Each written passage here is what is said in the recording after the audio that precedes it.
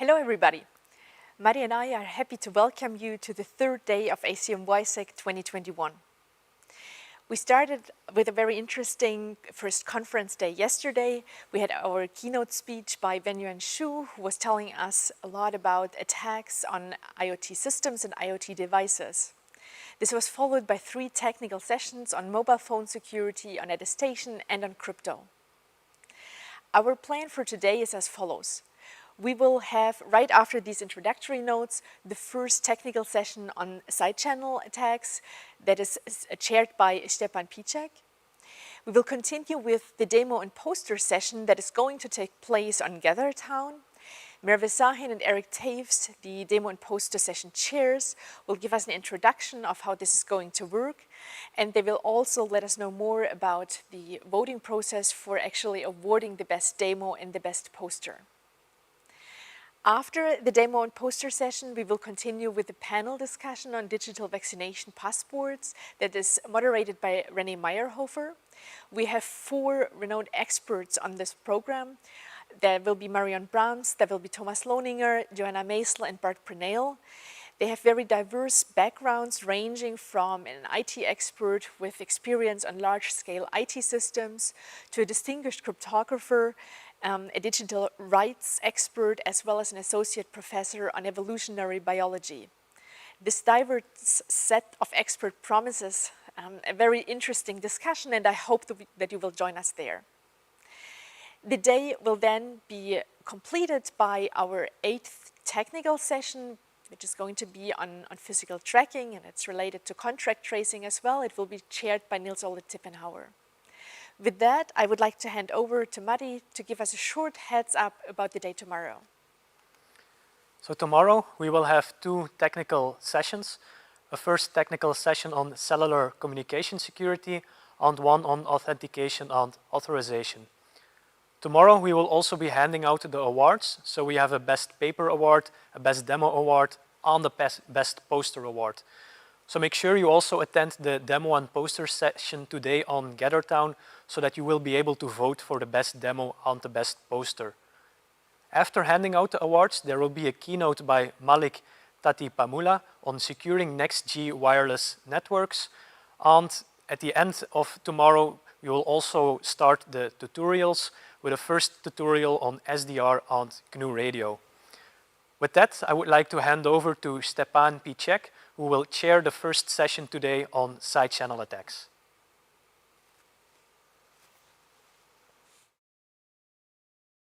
To session 7 called Side Channels. My name is Stjepan Picek and I will be chairing it.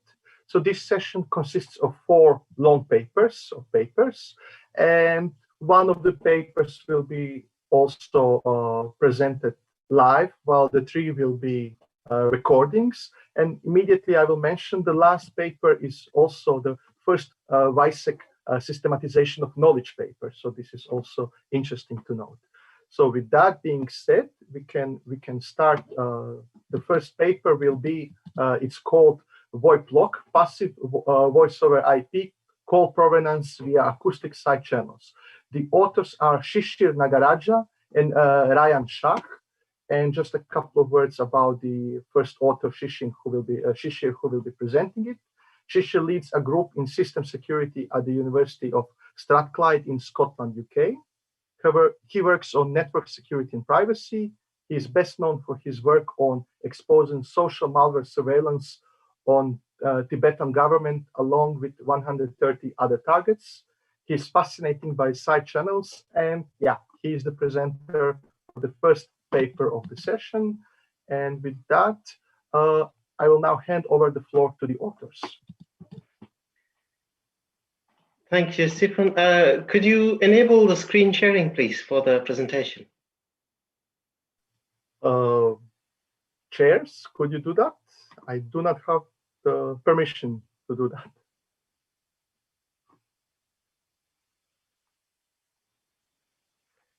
Okay, all received. Thank you. Can you see the screen? Yes, we see the screen. Stjepan? Before you start, let me just mention, Questions, please ask on Slack.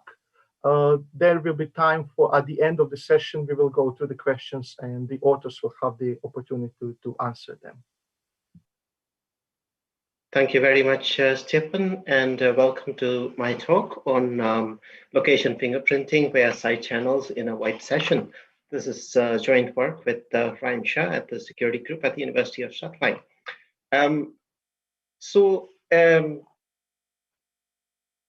VoIP is the killer application of the century, made stronger by the COVID-19 pandemic. All of us use VoIP communications, and certainly everyone present here is on a VoIP channel.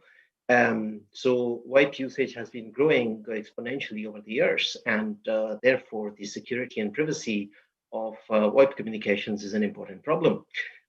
In the field, when people need location anonymity on VoIP channels or anonymity over VoIP channels, they use Tor. Tor is fairly well known to most of you, but to those who don't know, it's an anonymous proxy server based system, which allows you to anonymize your source and destination IP addresses. So here we have Alice, who's in a VoIP channel with Bob, and they are trying to communicate with each other over Tor. And Alice is a passive attacker, it's a listener, and wants to know where Bob is actually located. So question then is, at what granularity are we targeting this location privacy? Is it a country? Is it a city? Is it an ISP, a building, or a room? And indeed, the answer is it's very fine-grained granularity we're interested in room location inference. Existing approaches have looked at this problem of location inference. And of course, the most famous of this is just IP geolocation. Obviously, that doesn't work over Tor. But other passive background-based analysis approaches have come up. These don't work primarily because they are removed by aggressively compressive codecs in modern VoIP clients. Approaches also have been used based on Wi-Fi characteristics. That, of course, assumes you know what Wi-Fi clients are connected to get over VoIP. And also path characteristics. This works very well in practice. It uses the path characteristics, for instance, telephone exchange or a strange piece of equipment, and its latency and throughput characteristics are used to fingerprint the path. But this hasn't been shown to work with Tor. On the other hand, we have active approaches, and these approaches inject an active element via ultrasound squeaks. This is obviously not stealthy, because if I introduce an ultrasound squeak and you have an emissions app, it's going to note that the fact that there's ultrasound squeaks occurring. But it works fairly well otherwise. The state-of-the-art method in the area is to inject a pop sound via a balloon pop that's measured with 4 microphones that are 1 meter apart. So that's specialist equipment the victim is required to carry, and is therefore impractical. When we look at active versus passive approaches, we see that active approaches are primarily based on the fundamental properties of the actual location, which offers therefore high accuracy and fine-grained information down to the room, but they lack kind of stealth. It's obvious that the attack is being carried out. Passive approaches, on the other hand, have so far used incidental properties like background and path characteristics, therefore leading to reasonable accuracy to the extent that these incidental properties are correlated to the fundamentals of the room, but they are quite stealthy. None of them are known to work with anonymous proxies. So this is where our contribution comes in, which is VoIPLoc, and we can distinguish between locations based on the collocation characteristics, which is a function of both room geometry and the furnishing material. So these are properties that are based on the fundamental properties. It's a completely passive attack, and it pushes through VoIP over Tor channels. It's basically a location confirmation attack, which means that you can confirm or deny that 2 audio traces originated from the same room location. The capabilities it offers are stealth, fine-grained tracking, uniqueness, time invariance, and also robustness to both background noise and unknown rooms. I'll come to this in more detail later. Let's try to understand the intuition underlying VoIPLoc. So if you take a signal, you will see that it has around about 3 parts to it. One is the direct sound that comes out of the speaker's mouth, for instance, mine. Then there's the early reflections, which is when that direct sound hits pieces of glass or other shiny reflective material. And then there is the final part, which is the reverberant component. This reverberant component can be thought of as a stationary distribution of a Markovian random walk, where nodes are different reflective surfaces in a room. And therefore, the reverberant component is like the stationary distribution is a function of the entire room, and whatever happens in that room, which manages to retain some active element, is therefore fairly speaker independent. And that's where VoIPLoc derives its strength. Here is one example of a reverberant signal from 2 rooms, and you can see in the circled areas was about 2 kilohertz audio, the different characteristics of the reverberant signal. So how does this actually work? Well, it comprises of a few simple parts. The first step is, of course, that given an audio trace, we have to split it up into its audio chunking and segmentation. The next step is reverberant isolation. And here the main challenge is that there's overlap between the direct components and the reflections and the reverberant components. So the reverberant component isolation is the main step on which the fingerprint is actually computed. A classifier is trained and then tested against known and unknown rooms. So the way this works is primarily with NMF is the primary algorithm here that we are using to separate the isolate reverberant component. This works on the basis that the reflections of direct sound are very similar to direct sound and therefore can be separated by finding repeatedly wherever it occurs within a time series. The remaining part is the reverberant component, which is independent of that and needs a little bit of pre-filtering to make it to work.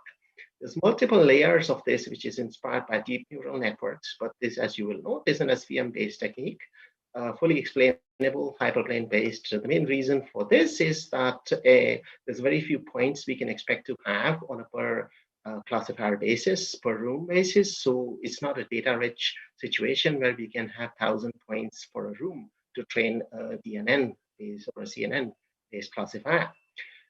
Let's look at the fingerprint computation next. So once the reverberant component has been extracted, the background noise a little bit on the lower frequencies is trimmed off and then converted into a frequency domain signal using a constant Q transform. See the paper for why FFT is not the best answer for this. Normalize for the amplitude, and then we train 10 SVM classifiers on a 1/10 of the information available for each room positively, and a 1/10 of is also trained negatively on samples from other locations. The input output of all these classifiers is aggregated to offer a majority vote, and this is a bagging approach which was developed by Modelet. It's not our contribution. So we carried out pretty extensive evaluation over 3 data sets. The first one was 79 rooms of identical geometry in the university computer science department, which was customized by the occupants of those rooms, colleagues like yourself and me. And so that's interesting because the geometry is identical, but the furnishing is different. The second is a diverse sample, which is very different rooms, from churches to stairways, etc. And the third one is a synthetic data set where audio from speakers is convolved with room reflection functions from 404 synthetic rooms from the Princeton room data set. And so these are the 3 data sets, and we had a range of codecs from various VoIP clients. The main one is Opus, which is what is being used in the VoIP channel we are discussing right now.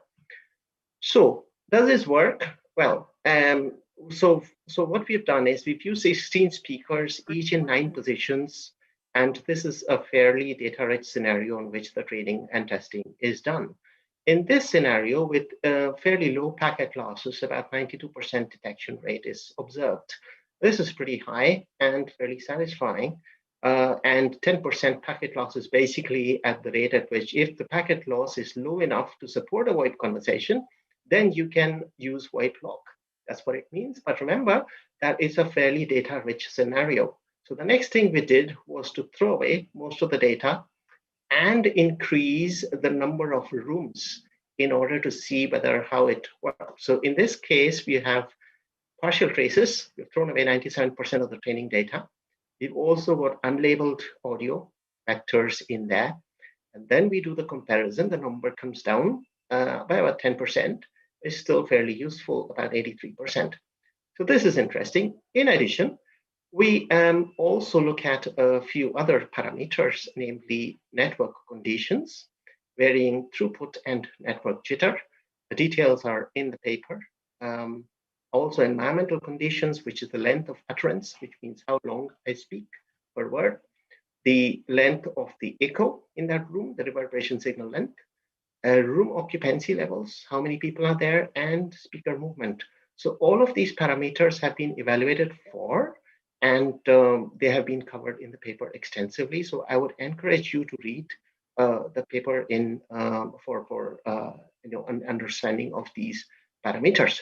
So basically, to conclude, passive, fine-grained fingerprinting is possible over anonymous VoIP channels, and this is not known to be able to be done before with just a smartphone. The recording equipment we've used is a smartphone. It's not a grid of 4 microphones spaced 1 meter apart. So that's one main contribution. The other thing to note is the attack efficiency is substantially aided by codec compression, and the codec retains enough information even in over Tor and at reasonable bit rates, as long as it's about 8 to 10 kilobits per second. It's able to deliver that, and that information can be inferred on the receiver side. Works across 5 degrees of freedom. We also tested under both open and closed world conditions. In our case, deep learning was not the best approach, just because we didn't have enough data per room to consider a deep learning based approach. In this case, SVM based approach is simpler, easy to understand, and offers an explainable method, which can indeed be sometimes better. The implications for VoIP privacy are significant. Basically, if you're in a VoIP call with somebody, they know, and they could know where you are against a pre-labeled data set, or even not. Compare between calls if you are from the same place or different places. Thank you very much for your attention. Please post any questions on Slack. Back to you, Stjepan. Thank you very much for a nice presentation. So let's continue with the second paper of the session. The second paper is called Amazon Echo Dot, or the Reverberating Secrets of IoT Devices. The authors are Dennis Giese and Guevara Nubir, and the presenter will be the first author, Dennis, and he's a PhD student at Northeastern University. This paper actually studies a significant and a timely problem where the authors include extensive details about the hardware and architecture of Amazon Echo. With this, I'll now hand over the floor to the authors. Hello, everyone. My name is Dennis Giese, and I am a PhD student at Northeastern University. In this work, Guevara Nubir and I analyzed Amazon Echo smart speakers and the privacy implications of fused devices. Let's talk about our motivation. IoT devices are all around us. We are typically connected to the internet and have access to potentially sensitive data. Often, they have also powerful hardware and are equipped with sensors. Smart speakers in particular are designed as always-on devices that listen to their users. These devices can be also used to control other devices. Also, they have access to the user's account. As the user expects it to work in everyday situations, the authentication of legitimate users might be difficult. There have been lots of cases where, for example, children ordered products without the knowledge of their parents. Smart speakers have also a fast product life cycle. New models of speakers are released on a regular basis. As shown in a graph on the right side, there's a steady growth of installed smart speakers over the last few years. In this example, in the United States. Especially Amazon markets aggressively their Echo family to consumers, for example on a Prime Day. This also motivates consumers to replace devices and to sell them. Over time, devices can also break and might be thrown away. These factors lead us to the following research questions. How does Amazon protect the user's data? Can data be extracted from used devices? Does a factory reset delete all the data? Do users delete their devices before selling them? Let's take a look at the hardware. In our work, we focused on the third generation of the Echo Dot. This device uses a 64-bit MediaTek quad-core SoC. This chip also supports Trust Zone. The flash and RAM is combined on an eMCP chip, as shown in the figure on the right. In our analysis, we noticed that the manufacturer uses different vendors and sizes of chips. We saw between 4 and 8 GB of eMMC flash and up to 1 GB of DDR3 RAM. For connectivity, the Echo Dot offers Bluetooth and dual-band Wi-Fi. The device has also a microphone array and various LEDs. On the software side, we encountered Amazon Fire OS, which is a customized Android version. The Echo Dot third generation is based on Android 7. For security, the device uses Trusted Execution Environment firmware. The secure boot is enabled and SE Linux is enforced. Additionally, ADB is locked, and after boot, the UART is disabled. More information can be found in the paper. By looking at the contents of the flash, we identified 3 partition types of interest. The first partition is the configuration partition, which contains the serial number, the Wi-Fi and Bluetooth MAC, and the device hardware authentication credentials. These credentials are also protected with Trust Zone. The second type is the Android system partitions. These partitions are formatted with X4. They are not encrypted, but they are integrity protected with DM Verity. The third type is the user data partition. This partition is also formatted with X4, is not encrypted, and offers no integrity protection. We provisioned multiple devices ourselves and used them over a longer period. This gave us the opportunity to analyze the devices afterwards and to assess which information is actually stored on the flash. We identified 3 main categories of information. For the owner, we found the name, username, and email address. For Wi-Fi networks, we were able to extract SSIDs and passwords, BSSIDs, but also SSIDs in the proximity of the device. This information was not only existing for the most recent used Wi-Fi networks, but also for all the previous ones. When we paired Bluetooth devices, we were also able to extract the MAC addresses and the names. We did not find any geographical information like GPS coordinates on the flash. In our analysis, we made an interesting observation. The factory reset process might be confusing. To start a factory reset, the action button must be pressed for 25 seconds. However, after 15 seconds, the device enters the Wi-Fi setup mode. If the user releases the button, then no information is erased. After power cycling, the device will connect to the configured Wi-Fi network. Our assumption is that many users will release the button too early and not properly reset the devices when intended. The only way to verify is to power cycle the device. Okay, so let's take a look on how the data is actually stored on the device. The analyzed devices used eMMC flash for storing data. As shown in the right figure, the SoC doesn't have direct access to the NAND flash. Instead, the NAND flash is managed by the eMMC controller on the chip itself. One of the tasks of this controller is to take care of wear leveling. When data is deleted, it will not be visible anymore for the SoC. However, there are ways to bypass the eMMC controller and to access the NAND flash directly. This requires to unsolder the chip and to attach to the test pads. More information can be found in the paper. In our experiments with chips that are used in Amazon Echoes, we noticed the following properties. We saw that multiple copies of the same data exist on the raw NAND flash. These fragments are persistent over a long time and can have sizes more than 2 kilobytes. We noticed that files that are changed often will create more copies on the raw NAND. This applies especially for files like Wi-Fi configurations or log files. Overwriting the flash with random data will not reliably erase all fragments of data. One reason is that data can remain invisible in spare blocks or in bad blocks. As shown in the right graph, the number of fragments decreases the more random data is written onto the flash. However, in the context of IoT devices, this process might take too long and is not acceptable for the user. This leads to the conclusion that a factory reset most likely will leave data behind. To analyze the flash memory, we had to use the chip-off method.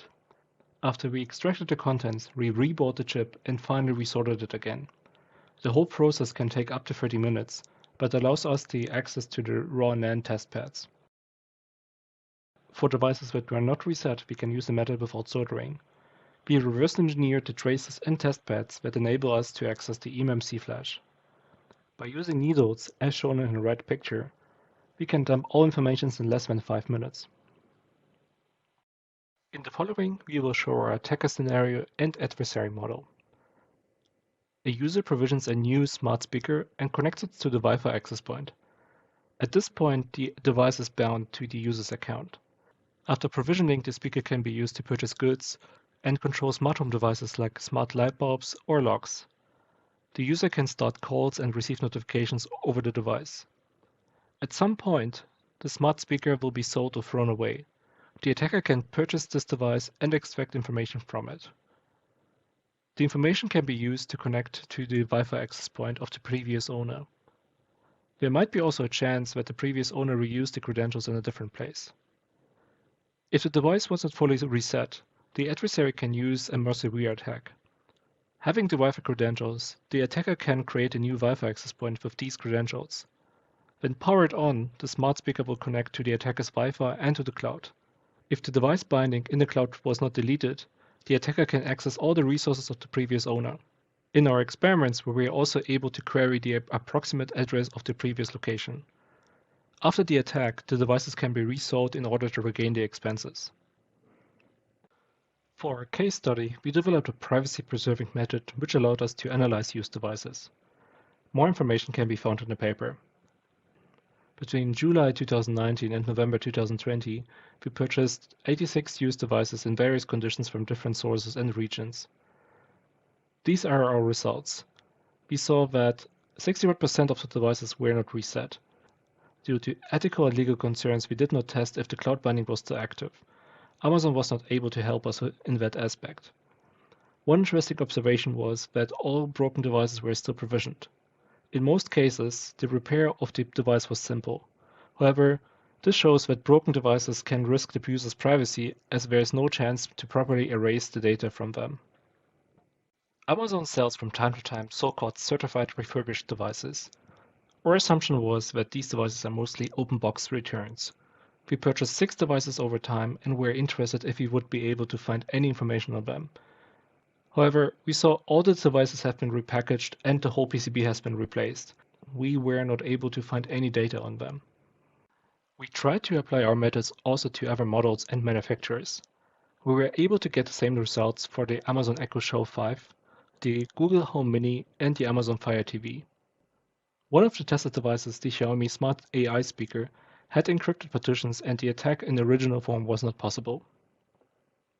We proposed different mitigations which can increase the protection of user data against physical attacks. The details can be found in the paper.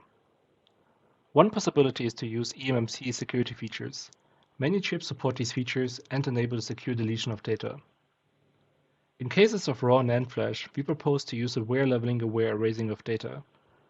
This method does not apply to eMMC flash, as the NAND is not directly accessible. A third mitigation we propose is to encrypt the user data. All the analyzed devices support trust zone. It can be used to store the key material. Encrypted data partitions are the only way to protect the user data against a physical attack, and also in cases where the device was not reset. However, the actual implementation can be challenging in order to avoid performance impacts and other side effects. In conclusion, we saw that the user data is often not protected against physical access. While factory resets might delete some data, the user cannot rely on having destroyed all sensitive data. Through our case study, we saw that many owners do not reset their devices when they sell them. One of our theories is that the instructions are unclear or that the users are lacking knowledge.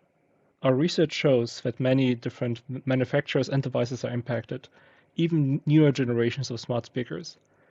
This appears to be a broader problem for IoT devices in general. We reported our findings to Amazon in October 2020. Amazon confirmed our findings and is still working on a solution.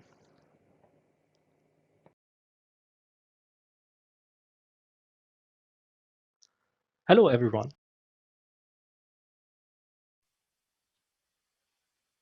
Okay, thank you for a nice presentation.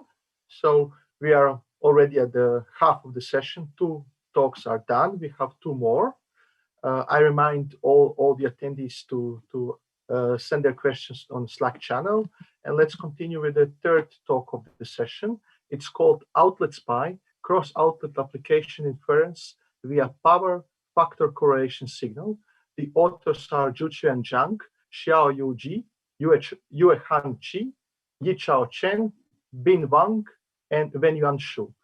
The presenter will be the first author, Juchuan, and he's a PhD candidate at university. And this paper presents a new side channel attack leveraging the power lines shared in 2 rooms. Different from existing short distance attacks, the OutletSpy can attack a target computer in a different room. But I will now hand over the floor to the authors.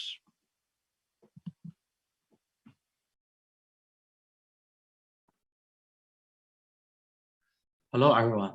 My name is Juchuan Zhang. I'm a PhD candidate at USS Lab, Zhejiang University, China. Today, I'm going to talk about our recent work, OutletSpy, cross-outlet application inference via power factor correction signal. Many small firms are working in the same office building. They are preventing information leakage to other firms, especially rival firms. For example, they restrict access to their important facilities. They even set up internal networks physically isolated from the internet to prevent information leakage. However, there are many side-channel attacks that can still infer sensitive information of the target person or firms. The attacker can use encrypted network traffic to infer the victim's activity.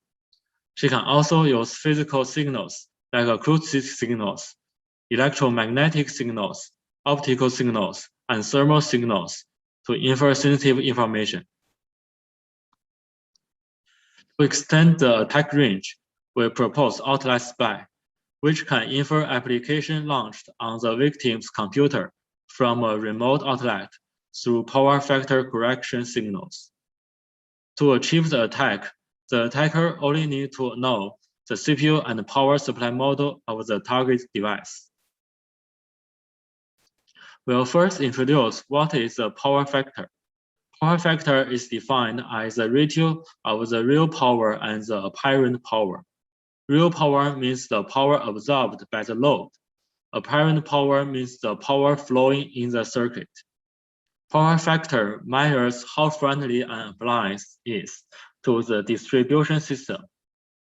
For example, a device with distorted current has a low power factor, while a device with the same current and voltage waveforms has a power factor of 1.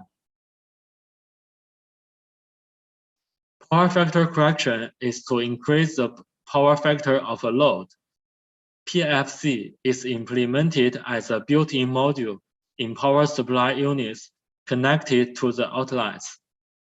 The figure shows the working principle of PFC module. The aim of the PFC module is to shape the input current to be a sinusoidal wave with the same phase of the input voltage. Therefore, the PFC module exploits a periodic sawtooth wave and adjusts the T on and T off parameters. The input current rises during T on and vice versa. If the sum of T on and T off is fixed, the PFC module will introduce the signal of PFC operating frequency into an AC line. PFC signal can both amplitude modulate and frequency modulate the CPU power consumption. For AM, the higher the CPU power consumption, the faster the current changes. For FM, the higher the CPU power consumption, the lower the PFC signal frequency. The figure on the right shows the PFC signal when the CPU is in idle state and busy state. The PFC signal is coupled to other outlets in the building through the common line resistance. The red line is the hot line and the blue line is the neutral line. the PFC signal at outlet A can spread to outlet B due to the common line resistance between outlet A and outlet B, represented by the thick red line. The design of OutletSpy contains 3 parts: voltage sequence collection, PFC signal extraction, and the learning-based application inference.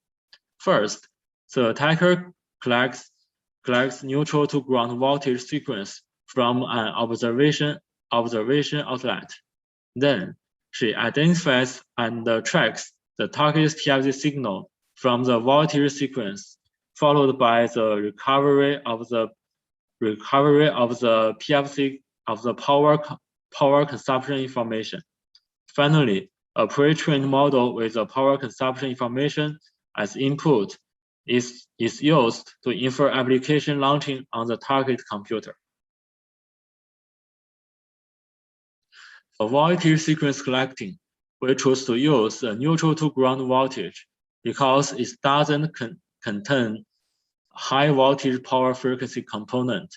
So the SNR of PFC signal and the personal safety are both high.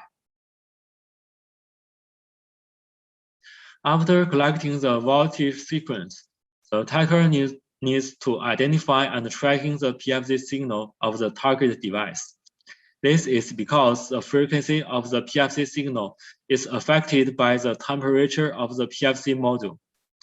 The left figure shows the results of PFC frequency tracking. The orange line is the tracked PFC frequency. We can see that the fluctuating PFC frequency is successfully tracked. Then the PFC signal is fed into a bandpass filter and is demodulated by taking its envelope. The right figure shows the example of the demodulated PFC signal related to 3 launched applications. Each subfigure contains 10 traces of the same application. We can see that the signals of the same application are consistent, and there are clear differences between different applications. To infer the launched application, the attacker first performs application launching detection using a sliding window and setting a threshold. Then the raw data are split into several 4-second long samples. The attacker performs short-time discrete cosine transformation and takes the first 4 coefficients due to the information are concentrated within 20 Hz. Finally, we use LSTM-based classification model to predict. We choose a desktop computer as a target computer and use a sound card with a step-down circuit as the attacking device. The target computer is connected to outlet T, and the attacking device is connected to outlet A. We select 16 applications ranging from productivity to entertainment, and write a script for application audio launching and closing. The dataset size of training set, validation set, and test set are 150, 50, and 50 respectively. The overall classification accuracy is 98.25%. We conduct experiments on different training set sizes and iteration times, and conclude that with 50 traces for each application and 1,000 times iteration, higher than 93% accuracy can be obtained.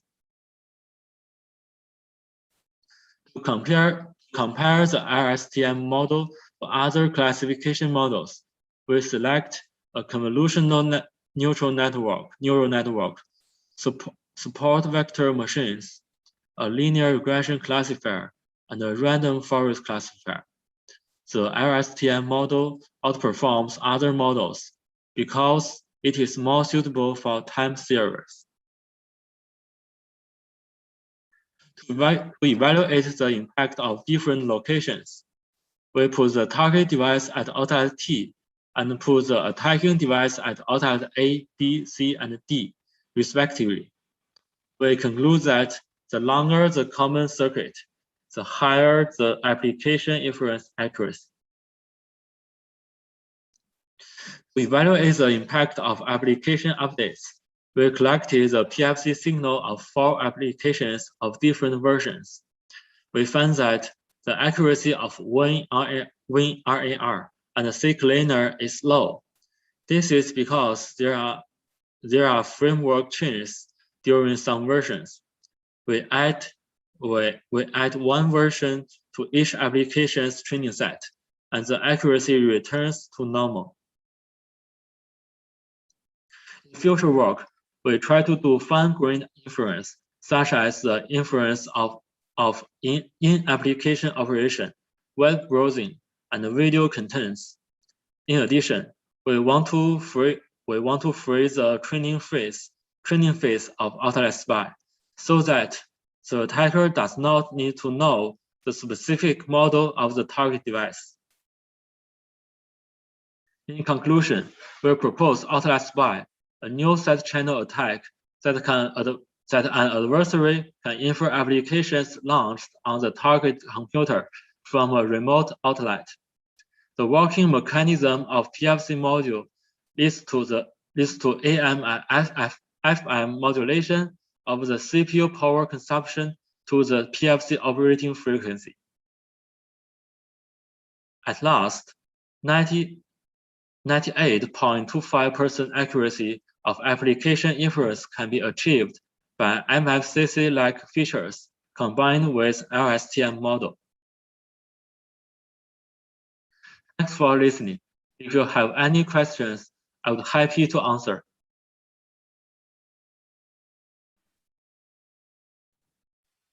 Thank you very much. Okay. Reminder for everyone, use Slack to ask questions. And we are coming to the last talk of the session. And the talk is systematization of knowledge paper. Like I said, the first WiSec systematization of knowledge paper. It's called Assessing the Threat Potential of Vibration-Based Attacks Against Live Speech Using Mobile Sensors. The authors are Payton Walker and Nitesh Saxena, and the presenter will be Payton. And he's a second-year PhD student, currently at University of Alabama at Birmingham, but moving to Texas A&M this fall. And this paper presents an interesting aspect of bridging the gap from lab setting to real-world setting. With this, I'll hand over the floor to the authors. Hello, everyone. My name is Payton Walker, and I'd like to thank you all for attending this presentation of our systemization of knowledge work, assessing the threat potential of vibration-based attacks against live speech using mobile sensors.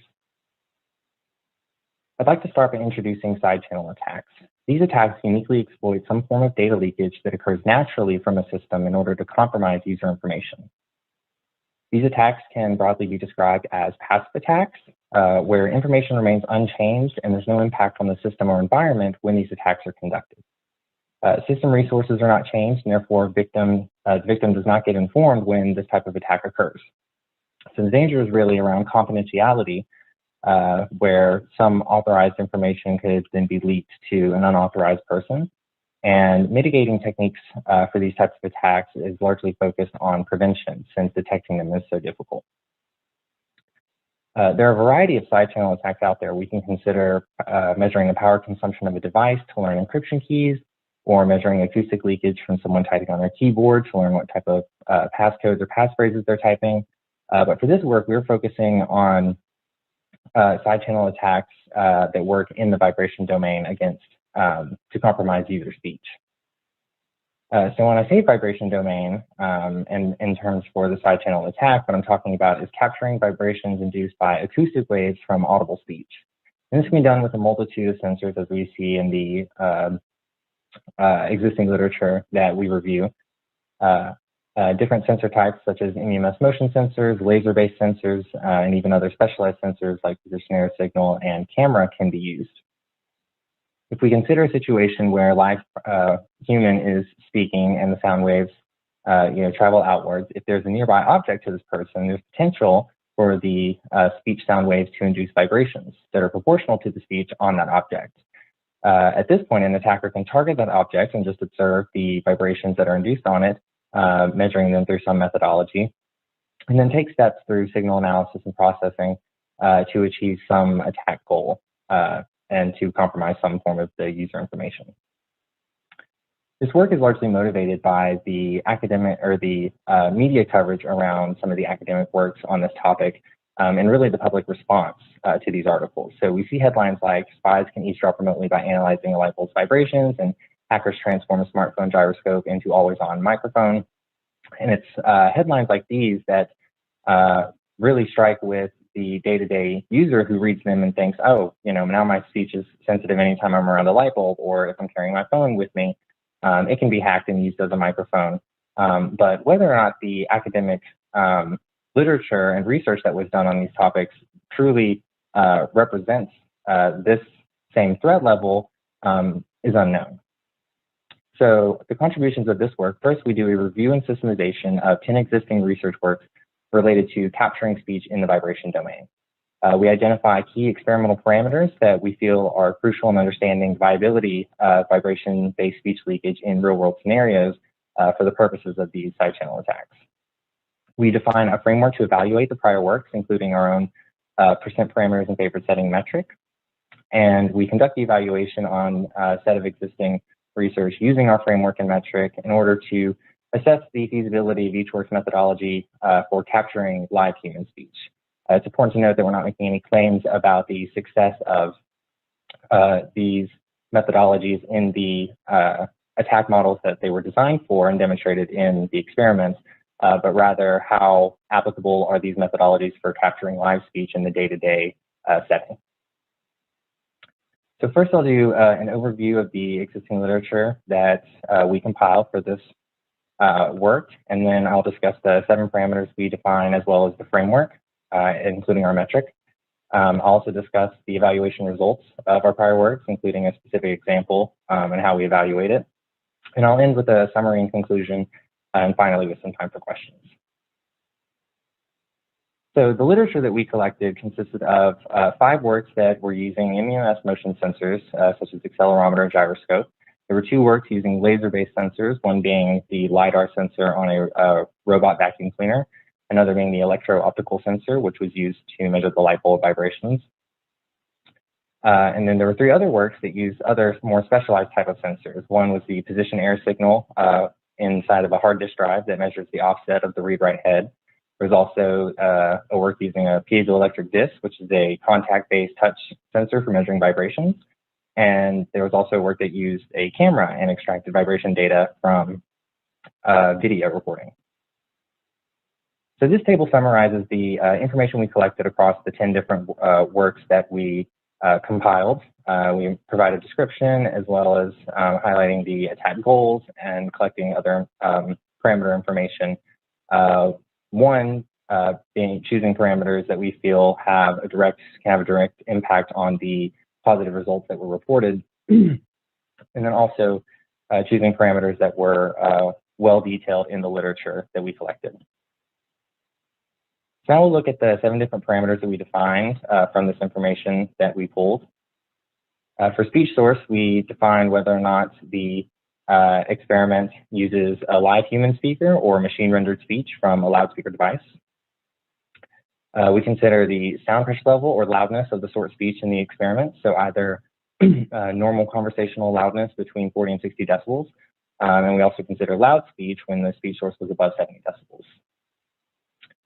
We consider the propagation medium for which the sound waves traveled in the experiments, the first being the most common scenario, aerial, where speech just travels through the air to possibly affect the target. We also consider a same surface propagation medium where a loudspeaker rendering machine rendered speech is sitting on the same surface as the target object, which provides it another media to induce vibrations.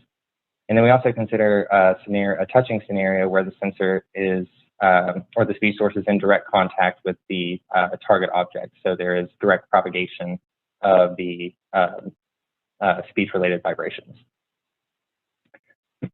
We also look at the sensor fidelity for the vibration sensors that were used. Some resources suggest that at least 5 kilohertz is needed to acquire intelligible speech. So we consider 0 to 5 kilohertz sampling rate as low fidelity, and then above 5 kilohertz as being high fidelity. For background noise, we consider the scenario of low background noise, which is representative of ambient noise, where maybe there's just an air conditioning unit in the room, otherwise completely silent, as well as a high background noise situation where there may be another source of speech or music playing, which is more representative of realistic day-to-day situation. We consider the speech distance between the speech source and the target object, very close being up to half meter, close half meter to 2 meters, and far being above 2 meters. And as this distance increases, the attack gets easier because you can sense an object that's further away from the live human who's speaking. And lastly, we consider whether or not the previous works actually demonstrated speech recognition results. Some of them demonstrated positive results in other speech tasks, and the media coverage assumed that that meant potential for full speech recognition, but we consider it important to know whether or not these prior works actually did demonstrate speech recognition. So our evaluation framework is largely based on the percent parameters and favorite setting score that we defined. And this is just a brute metric to look at the portion of these parameters that we're considering in each of the experiments conducted, what portion of them were in what we consider favorable settings or could likely attribute to the positive results that were reported. And so for each parameter, we assign a value, 0 if it's the non-favorable setting, and then 1 otherwise. And this table shows each parameter and its settings, as well as the PPFS value that we assign for each of the settings. The right column shows what we consider to be the most realistic scenario, so the scenario that's would not necessarily attribute anything to the success. And so, for example, if an experiment could match all of these realistic parameter settings and still demonstrate successful speech recognition, that would be the best demonstration of likelihood for real-world attack success. So we can see that this realistic scenario for each parameter gets a PPS value of 0, while the other settings get a value of 1. This figure shows the PPFS score classification distribution. So if we have less than a third of the parameters and favorite settings, we would classify it as highly likely for having potential success in a real-world situation. And then between a third and 2/3 would be somewhat likely, and more than 2/3 of the parameters and favorable settings would be not likely for success against a real-world scenario, live human speech. So now we'll look at our specific evaluation of one of the works, Gyrophone. In this work, the authors described that MEMS gyroscopes found on modern smartphones are sufficiently sensitive to measure acoustic signals in the vicinity of the phone. Also, that using signal processing and machine learning, this information is sufficient to identify speaker information and even parse speech. And so it's phrases like this that can get a little overplayed in the media coverage, which then leads to the misunderstanding and fear in the general public when they read about it. Because if we look at the parameter distribution for the gyrophone experiments, we see that 5 of the parameters that we consider were actually maintained in what we think are more favorable settings, and do not necessarily reflect on the results or settings that a real-life attacker would encounter. And so with these 5 in the favorable settings, our PPS score is 5/7 or 0.71, which ultimately classifies the gyrophone work as not likely, again, just for success against live speech in real-world scenarios, not in the attack model or scenarios presented by the work. So this table summarizes the PPFS scores calculated for each of the works, as well as their final attack potential classification. The green squares are showing the parameter settings that are most realistic or non-favorable, and then the red settings are showing those likely more favorable parameter conditions. So to summarize this, what we completed our work, we compiled a set of 10 existing academic works that presented positive results in some way for compromising speech in the vibration domain. But whether or not these results adequately translated to feasibility, for real-world settings and against live human-sensitive speech was still unknown. So we defined a framework and evaluated the existing literature across 7 experimental parameters and the PPFS metric that we defined. And our results showed that half of the works are classified as somewhat likely, and the other half are classified as not likely. So most notably, we find that none of them could be labeled by our evaluation as highly likely, meaning that none of them had less than a third of their parameters in the favorable settings. So they didn't have a large majority in very realistic settings. So to conclude, we determined that much of the current research does not precisely recreate the limiting parameter settings of a real-world scenario. So this has resulted in a lot of misunderstanding among people about the feasibility of these attacks and whether or not they can actually compromise our day-to-day speech. So based on our evaluation results, we do not believe that the vibration-based speech attacks and their methodologies presented in the prior literature are likely to directly be successful against live human speech in real-world situations as they are now. Future work and development would be needed to address many of the challenges posed by a real-world scenario. And so overall, we conclude that the general threat level of these attacks is lower than previously perceived. Thank you. That concludes my presentation, and I'm available for any questions. Thank you for your presentation. Okay, with this, we've finished all the presentations, and now we have time for Q&A session. So Q&A session works in the way that for each presentation, we have 5 minutes, and then depending on the situation, we have a couple of more minutes likely for general discussion. So I would ask the author of the first paper to unmute himself and start camera, and I will be reading the questions from Slack. So, cool work, Shishir, and nice talk. What would be the some potential countermeasures against VoIPLoc? Also, did you collect any data on your own for the experimentations, or all experimentation was done on available datasets? Yeah, so the main countermeasure is to remove the reverberant signal and the early reflections from the audio traces that's transmitted over before the codec starts to compress and do its work. And that needs to be done on the sender side. And this, of course, if you just do this, it would result in fairly poor voice quality. So it has to be replaced with some synthetic equivalents to retain voice timbre. So question then is, how do you generate synthetic reverberations and reflections? So as it turns out, it's fairly straightforward to do this. You do this by using a simulation and emulation of an anonymized room or a room with random geometry and furnishing coefficients. This is represented as a room impulse response function. And then you convolve that with the speaker's direct sound component, and that'll give you the sound which should be transmitted. This would then remove the reverberant component and all the reflections, and then this kind of an attack cannot work at all. So it's possible to do this, and our plan is to get in touch with some of the major VoIP vendors to see if they would be interested in taking this up. That's our plan. In terms of data sets, there's 3 data sets we've used. The first 2 are primary data set. Third one is a synthetic one. The 2 primary data sets, one is from University Computer Science Department, the other one is from various locations. And because of the location-specific nature of it, which of course they were made aware of, the study was done by default. They did not agree to the release of this information, and so we're still trying to get them to convince them that this is not personal information under GDPR and so forth. But that's still an ongoing discussion with given the number of locations, it's a fair few email threads that I have to close before I can release the data. That's the plan, to work towards it so that community can get hold of the data and follow-up work can begin. Thank you. Mhm.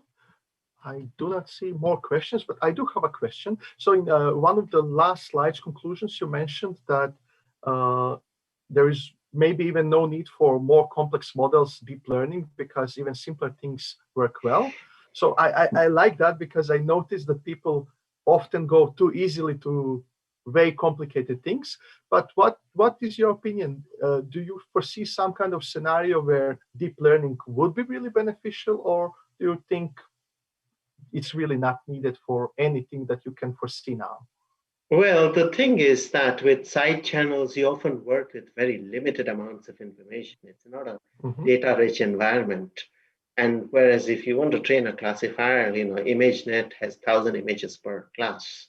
There's no way you're going to get a data set of that kind in a realistic side channel environment. And if you do, you may get it for a certain building and so forth. If you can train very well against those specific cases, then it may be something to consider. But the fact is, I think what we like is it works sufficiently well, and you can permit reasoning, whereas the DNN approach doesn't really permit any reasoning. It's a statistical abstraction of the data, and it ends with that. Okay, thank you. Okay, I do not see any more questions for talk 1. So let's move to questions for talk 2, and if there will be more questions, we will go back to it. Juchuan, so I see, no, Dennis, sorry, second talk. Great work and nice talk. I'm surprised encrypted partitions are not used in devices like Echo. So cool discovery. Is your attack methodology limited to Echo and similar devices, or can it be applied to other categories of IoT devices as well? Yeah, so thank you very much for the question. So we were also surprised that the partitions are not encrypted, especially as I mean, the devices have already secure boot, and it should be fairly easy to implement like encryption. We found that the similar methodology is also applicable for like other devices. So for example, we were taking a look at home alarm systems, smart TVs, and it works for many devices. The reason why we were looking for Amazon Echoes in particular was because I mean, they have a high impact. They can access your account. And the other thing is because we are fairly cheap. So for a case study, we could buy a lot of them. So buying like 80 TVs is very expensive, but buying 80 Echoes is affordable. But yeah, it's a general problem I feel in IoT devices. Thank you. I do not see more questions in Slack, but again, I have a question. So in your conclusion slide, you mentioned that you disclosed the information to Amazon, and they are working on solution from October last year. So this is I mean, I don't know, but this already feels like quite a decent amount of time. So what kind of solution should they implement? I mean, so yeah, we were also kind of surprised about that.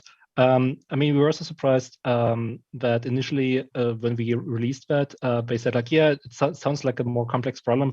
Can you please wait longer than 3 months than the typical like responsible disclosure time to before we publish that? But now it's like, I mean, since October, it's like a long time ago. I don't really know what takes so long, but I mean, actually implementation of like, I mean, I feel like implementation of encryption, for example, for new devices is fairly easy, but like to retrofit it in old devices, that might be tricky because you need to, roll out like a new trusted execution environment. Potentially, you need to figure out like how to, re-encrypt all the existing partitions. Yeah, unfortunately, they didn't really tell us what prevents them from doing that, except for they confirmed it, and they confirmed it also for new devices and for all the other devices which I mentioned, like the Fire TV stick. But yeah, I don't really know what takes them so long. Okay, there is a new question for you. Does the missing encryption also imply that you could potentially have a look at how proprietary Amazon technology like Alexa is working? Yeah, so we in our reverse engineering, we also were taking a look at the way how the wake word thing works. For example, like if you say the word, which I don't want to mention because I have like a device next to me.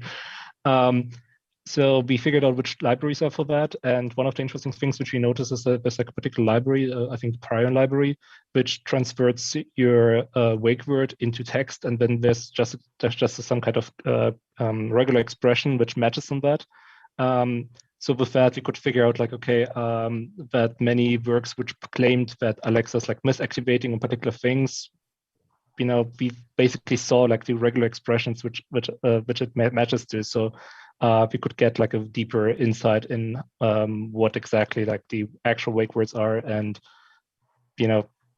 it's very interesting, like if you actually can take a look at the software, because then you don't have to guess anymore in terms of like, okay, what kind of things you can use to misactivate the voice speaker. Does it answer the question? I hope.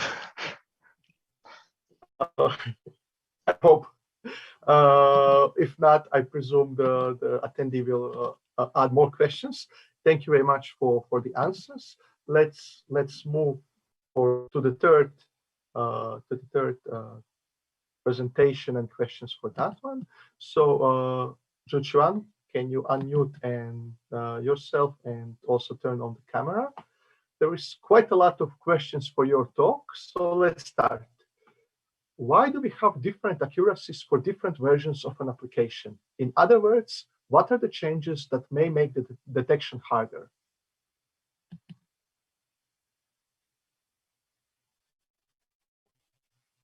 Juchuan?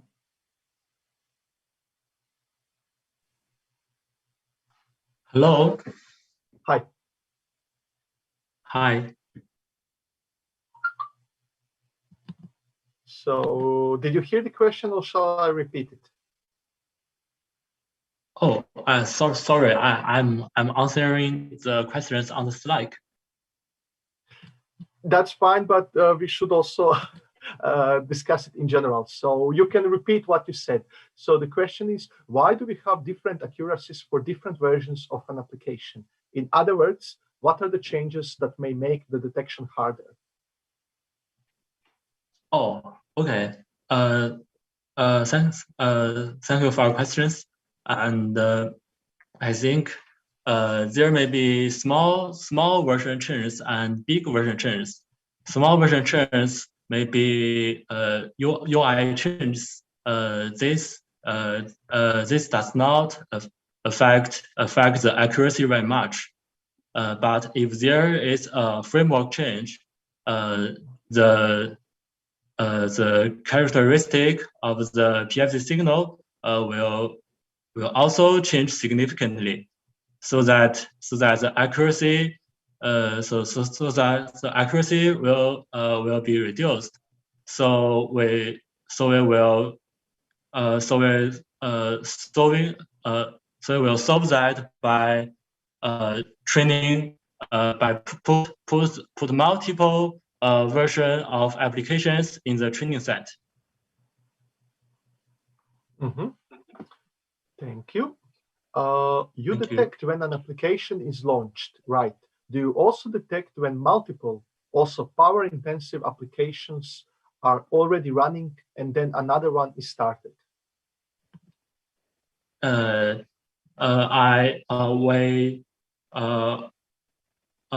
tested this scenario, and the application already launched in the application already launched does not affect the accuracy, because they are in the background, and there are no operation on them, so that their CPU usage is low.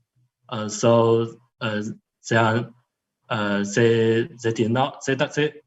do not affect the accuracy.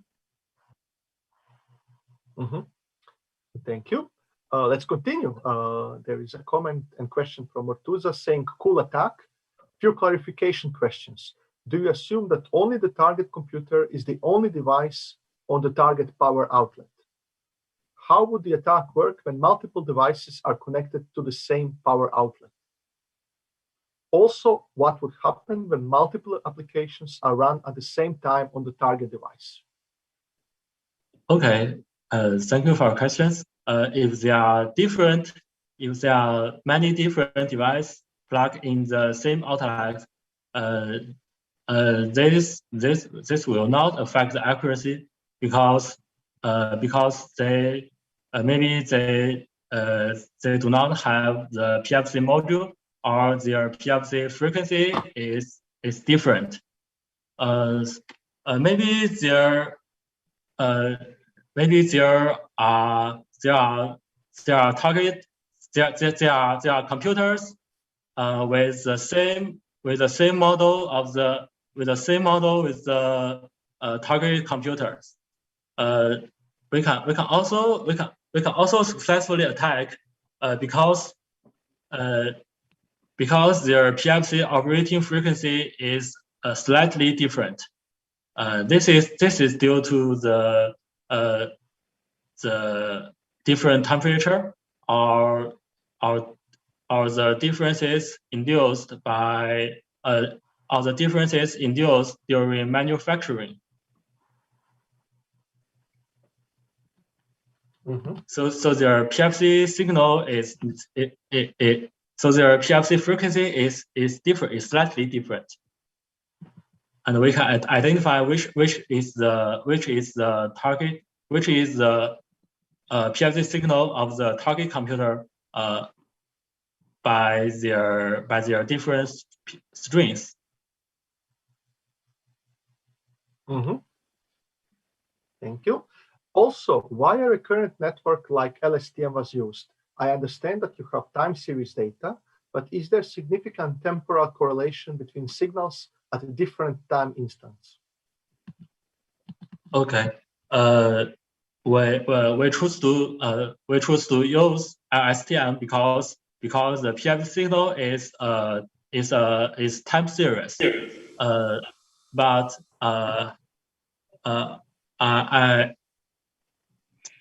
I cannot get what does the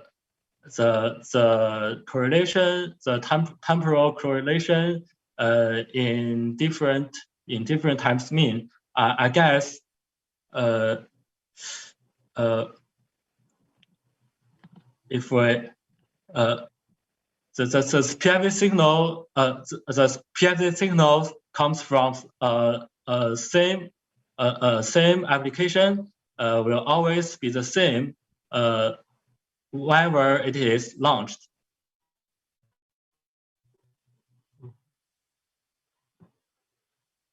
Okay, thank you. I also have a question connected with this LSTM perspective. So in one of the slides, you said you compared the LSTM with convolutional neural network with, I think, support vector machines and a couple of other techniques.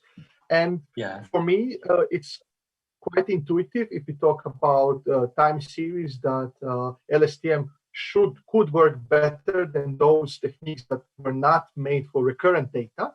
But did you try, or why didn't you try the other types of recurrent neural networks? I don't know, like a GRU or something like, so gated recurrent unit options. So did you also play with different types of recurrent neural networks, or did you immediately go for LSTM? You mean different networks? Yes, I mean there are many different types of recurrent neural networks. So one famous is LSTM, but for instance, you could use GRU, gated recurrent unit, and things like that. So did you go check also options like that, or you immediately said we go with LSTM? Oh, so sorry. I only tried simplest recurrent network. So Okay. we can try another. We can try other recurrent networks in the future work. Okay, I understand. But then, as a comment, I would say I don't think LSTMs are really the simplest. because there are other recurrent neural networks that have much less parameters, which would actually make them simpler than LSTM. Of course, I don't know how would they work for this problem, but from the complexity perspective, they are simpler RNNs than LSTM. Thank you. Yeah. Thank you very much. Yeah. Cool. Thank you very much. Okay. Let's go for the last speaker for today's session. So Payton, can you unmute yourself? Yes, you are unmuted and you are camera on. So I have a question for you. How did you select those 10 papers? Because I mean, I don't do much on the acoustic signals, but I kind of remember seeing significantly more than 10 papers. So how did you select exactly those papers to evaluate in your systematization of knowledge? Mm-hmm. So, I mean, going through, I think originally, I mean, certainly the number of papers that I looked at and read through and everything for this was more than 10.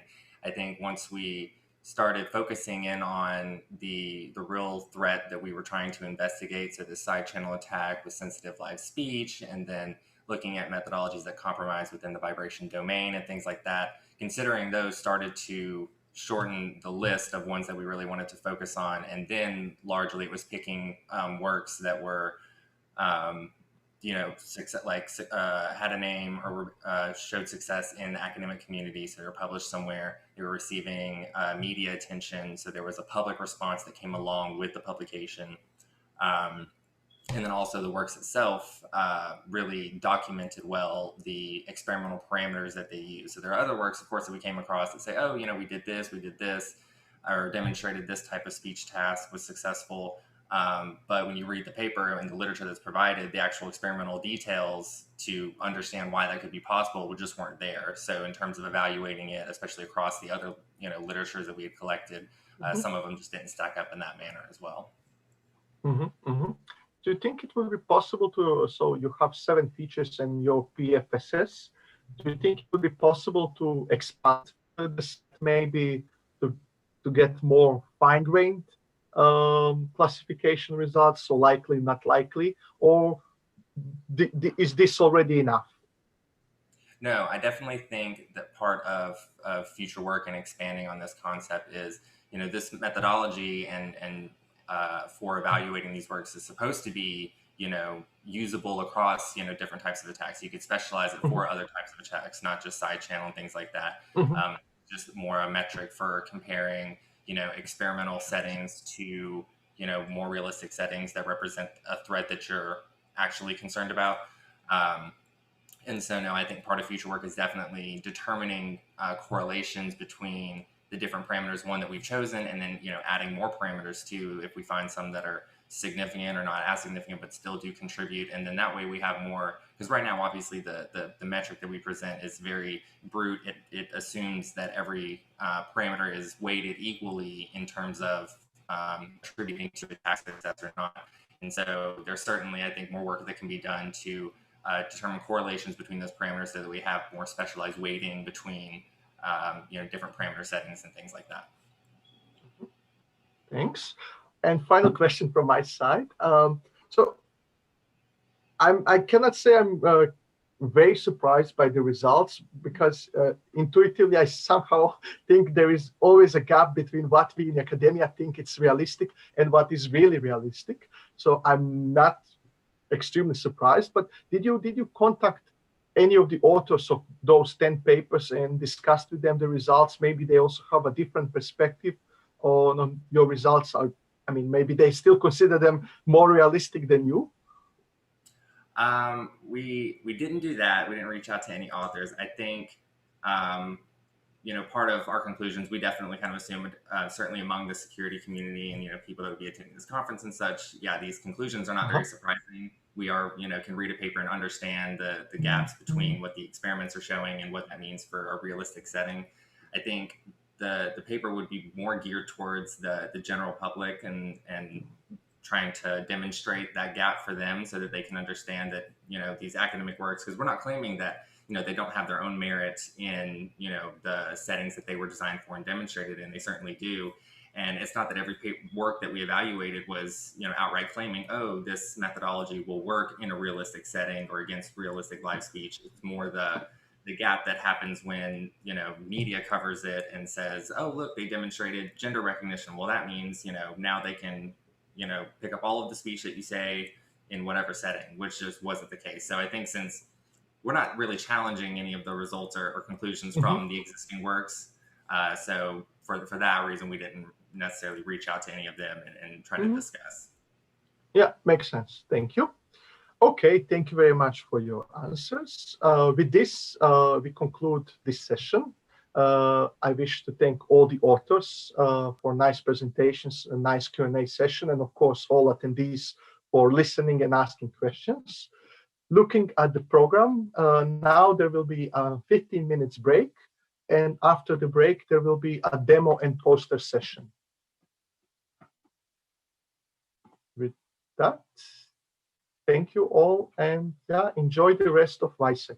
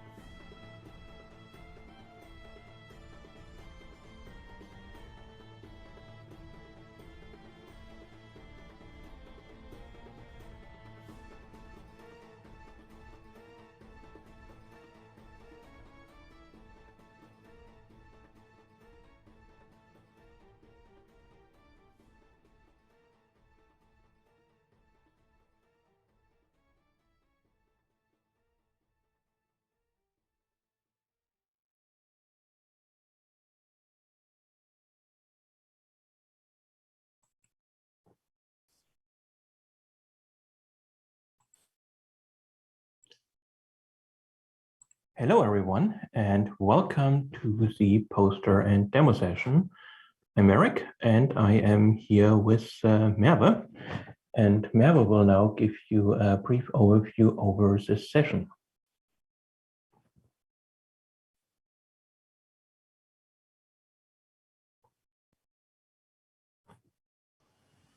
Do you hear me now? Yes, we do. Yes, perfect. So this year for the demo and poster session, we received 14 submissions. This was more or less the same number of submissions compared to the last year. Again, we had a small program committee with 11 members. Actually, this was quite useful because we were able to provide much more feedback to the authors and much more diverse feedback. Overall, we had 3 to 4 reviews written per submission, and we have accepted 11 submissions, 5 posters and 6 demos. This year, as a new thing, actually, Erik has also recorded interviews with each of the submission authors. That was also quite nice. So in the next slide, you can see the list of posters and demos.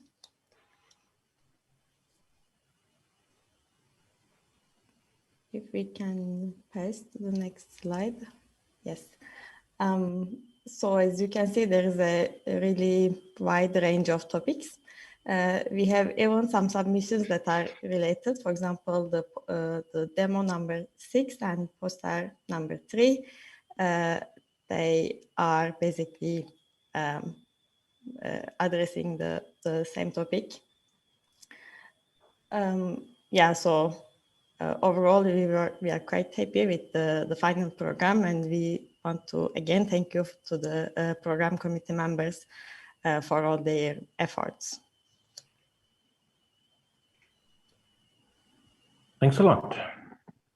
So now I would like to ask you to come to GatherTown, because the entire session will happen interactively on GatherTown.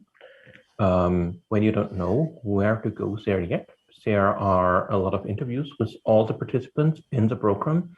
They are linked there. You can also scan the QR code, and then you come to the list of submissions with the corresponding interviews. And very important, we have a poll for the best poster and for the best demo, which is in Slack in the demo poster session channel. So everyone who's on Slack now, that excludes everyone who's just on YouTube listening to the presentations, can now go to the poster and to the demo poster session channel on Slack. And there, after the session, please vote for the best poster and for the best demo. So there are actually 2 polls there, and they close 2 hours after the end of the session. So please come to the session now, take a look at the posters, take a look at the demos, and then vote for the best submission we have this year. In GatherTown, we have our map, and there we have actually 2 areas. We have one that is for the demos. We have another area that is for the posters. And in case you have some questions, you can find me right in the middle at this spot over here. And I and Merve will be waiting there. And in case you have any general questions about the session, just come there and meet us. Yeah, and that's it already from our side. So now please come to GatherTown. And unfortunately, there will be nothing here on Zoom or on YouTube for the session. But of course, when you're on YouTube, you can also watch the pre-recorded interviews there and then go perfectly to the right spot in the session for the submissions that sound most interesting to you. Goodbye, and yeah, see you in the session. Thank you.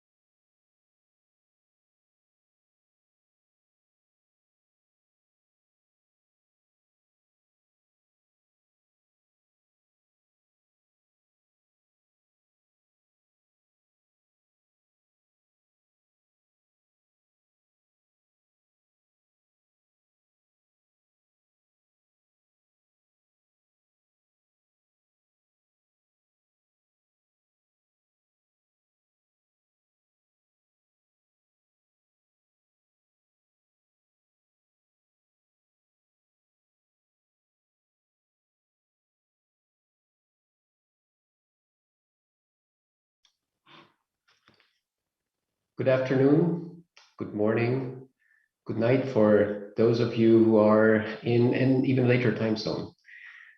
My name is René Mayrhofer, and it is my great pleasure to moderate this year's panel at WiSec 2021. And this year's panel will be on digital vaccination passports. Last year, we had the global and also from an academic point of view, very, very interesting discussion on digital contact tracing, how to use our digital infrastructure, specifically our mobile phones, in a secure and private way to help control the spread of a pandemic like the COVID-19 pandemic we're currently living through.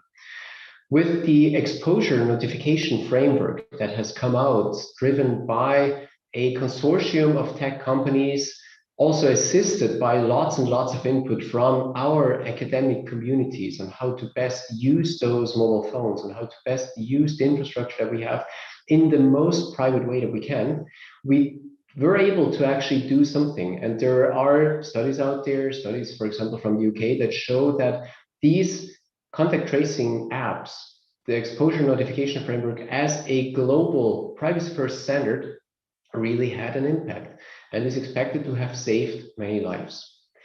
Now, this debate about contact tracing is definitely not over in other parts of society. We will still continue to have the political discussions. We will still continue to have certain other human rights discussions on the exposure notification, on the contact tracing front.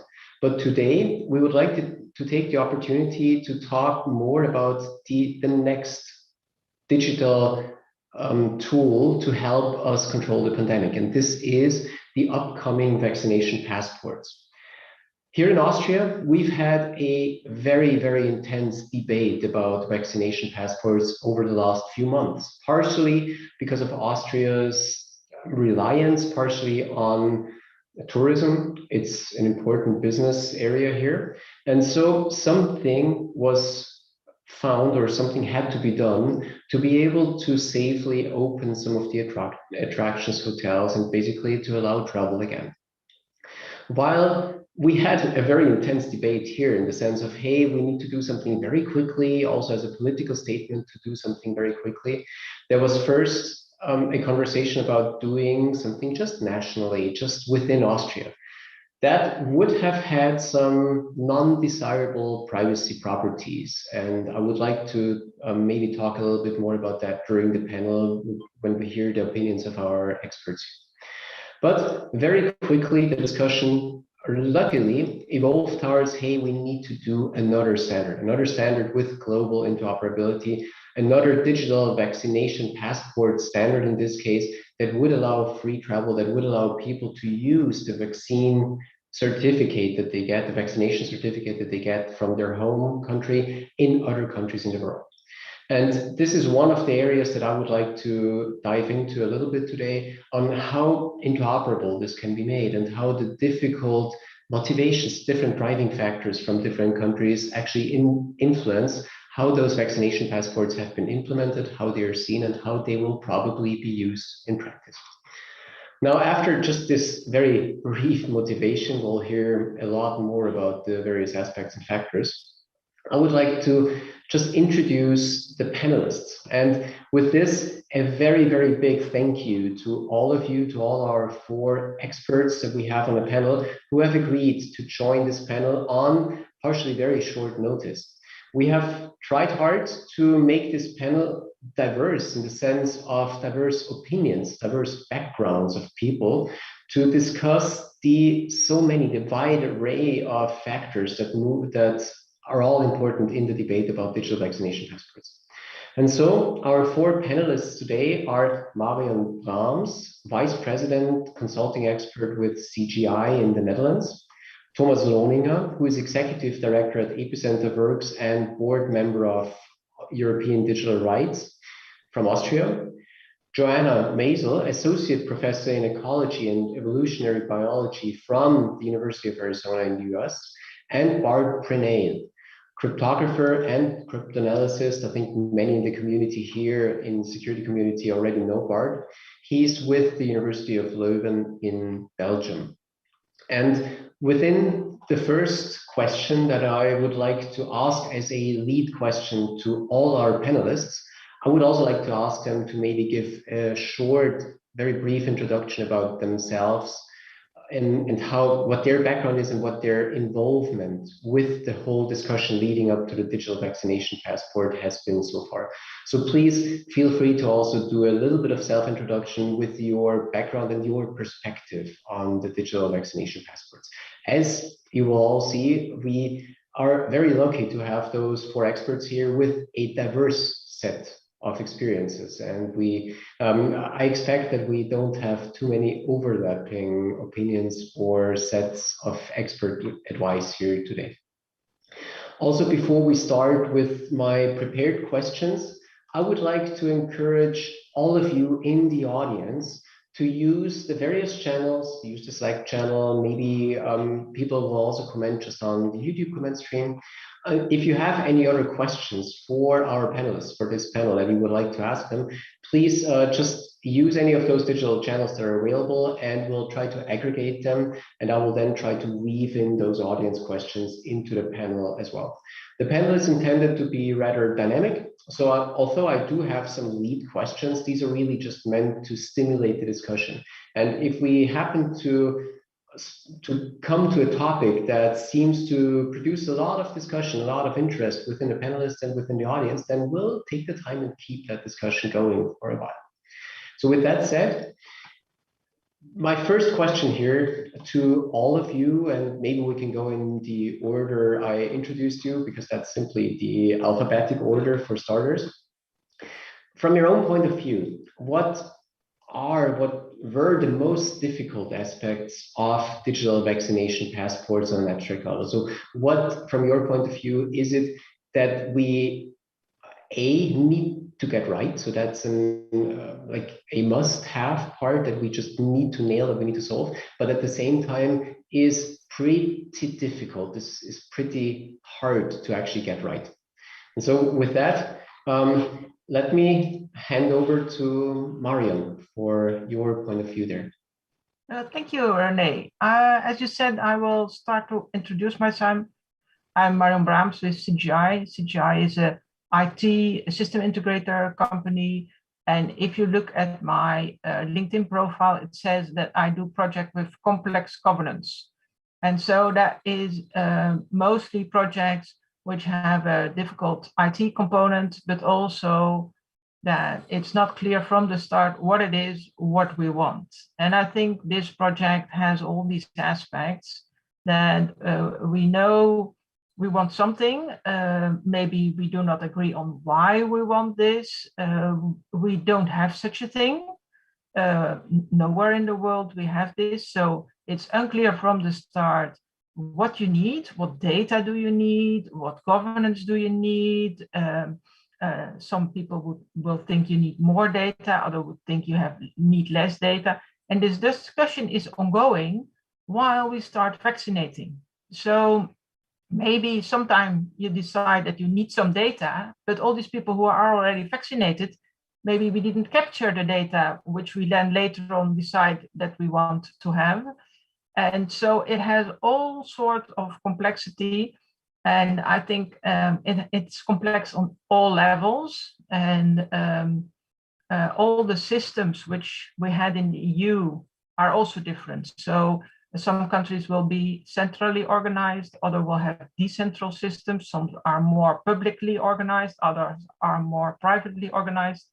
So we started from all sorts of situations and then get to an interoperable solution within a time frame which is very, very, very short.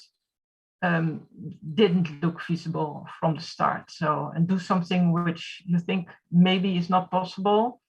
That was, I think, the biggest complexity.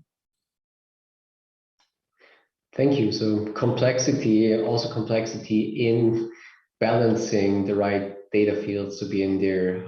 I hear you loud and clear. I would like to hand over to Thomas for his point of view. Thank you, René. So as you mentioned, I'm coming from civil society. I'm executive director of a privacy NGO, and we've been yeah, following the whole COVID pandemic from this perspective, we also worked on the exposure notification framework and the various contact tracing apps. And then when the digital green certificate became an issue first in Austria and then on the European stage, we were very close to the legislative process. And I completely agree with what Marion has just said, that it was kind of fuzzy at the beginning. I mean, the discussion started, I think, in May 2020. That's when we first heard about plans for such a system.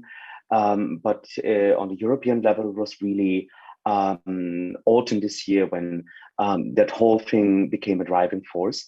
And for the EU, that was actually light speed in developing such a legislation under an urgency procedure, and then also rolling out the system into 27 member states.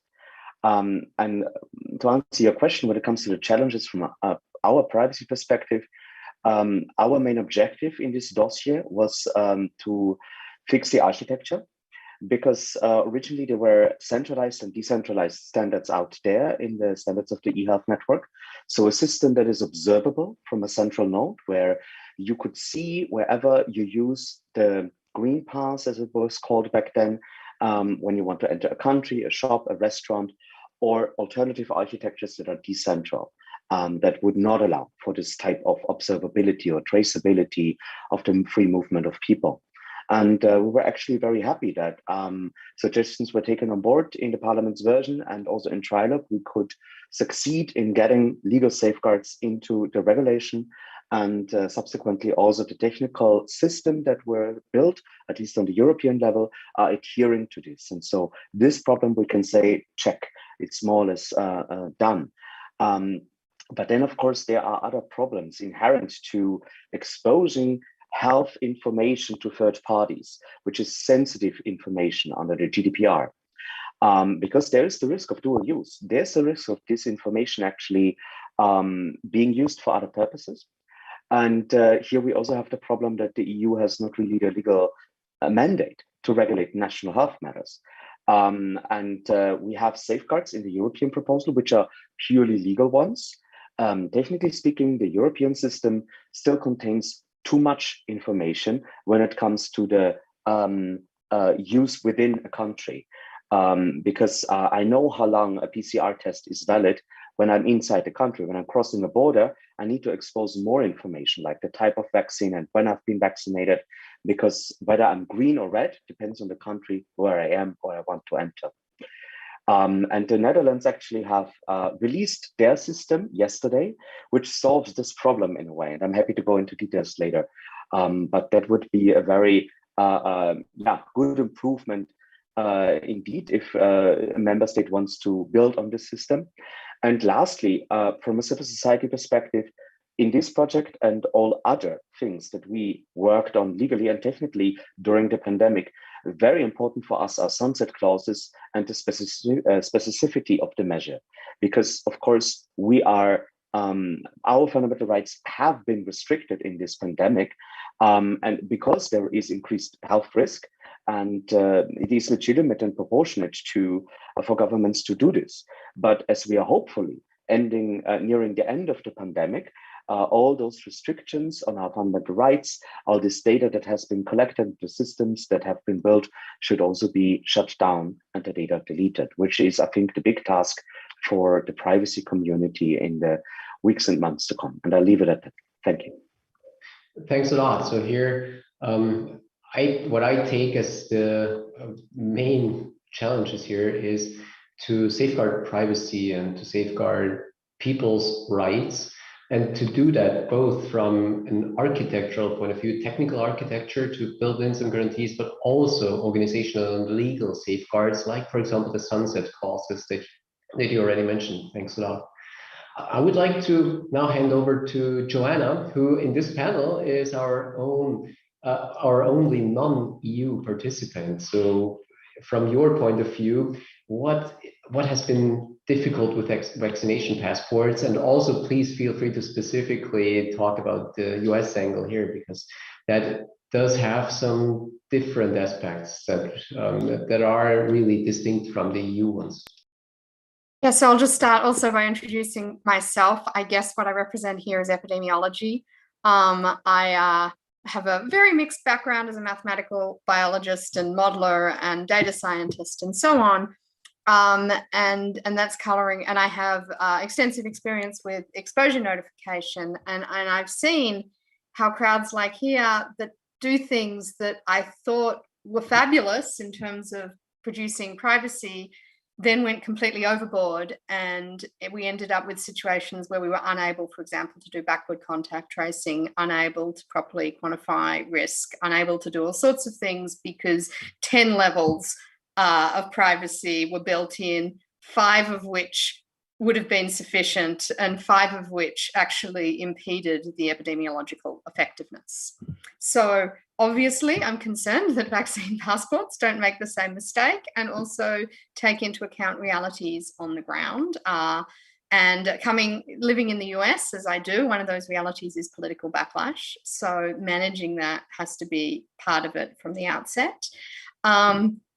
And for that, really what you have to have is you have to have alternatives. That's insufficient where I live in the state of Arizona, as per executive order of the governor. But in many places, it is acceptable to people to require passports if you give them negative test alternatives. So the question is, what are you trying to accomplish though? So are you trying to accomplish the restoration of freedom, or are you trying to accomplish the diminishing of disease transmission? And given the horrors of the death toll we're facing, I am driven, I would like I care about the freedom matters too, but I desperately want to reduce transmission. And from that point of view, the hardest thing is integrating negative test results privately and effectively and in a timely fashion, which was also where so many exposure notification protocols failed, was with the integration of test results. Quite frankly, if you're getting on an airplane, the best thing to do is just have a vaccination passport, and if they're not vaccinated, give them an antigen test 15-minute at the airport.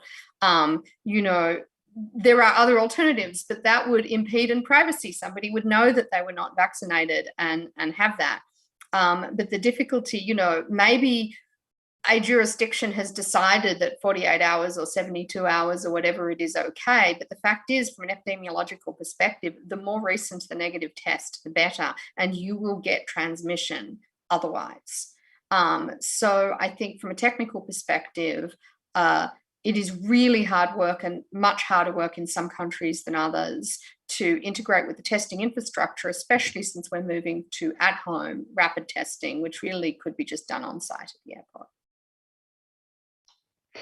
Thanks a lot. So this brings in another very interesting angle to the whole discussion, which is that we need to balance the privacy issues that we just heard before with the utility, as is often the case with any such solutions.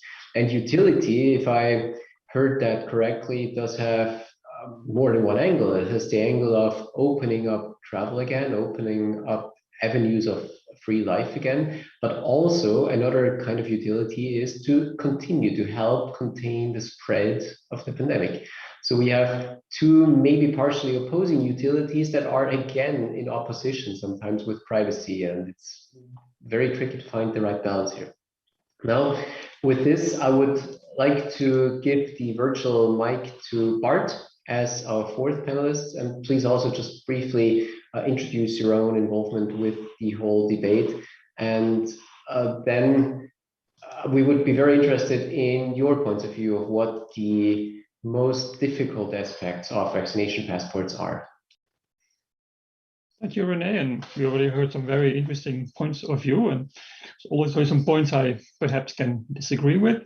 So my name is Bart, I'm a cryptographer. I also work a lot on applied cryptography in society, like voting systems, identity systems, of course also on wireless security, that has been WiSec. But I was indeed involved in the initial team led by Camilla Troncosa at EPFL, the large team that actually designed the VP3T protocols. That's, I think, formed the basis for the rollout. I think it was very interesting because this proximity tracing is actually driven by technologists to come up with a privacy-friendly solution. And I don't think today we should have a debate whether or not this solution was too privacy-friendly. I definitely think we didn't want a solution like was rolled out in Israel or Korea. There is actually extensions to this protocol that allow also contact tracing, for example, in events and bars and restaurants. But there the implementation and take-up has been much less, and many countries have decided to implement a more centralized. I don't think it's a debate of today, but I would think it's very difficult to decide whether we should have made it less privacy friendly, because then maybe people would not have adopted it, or even less adoption and they have no use. So I think it's too early to say whether we made the right choice there, but I do appreciate the view of epidemiologists that they think we should always have more data, and that this is, of course, saving more lives.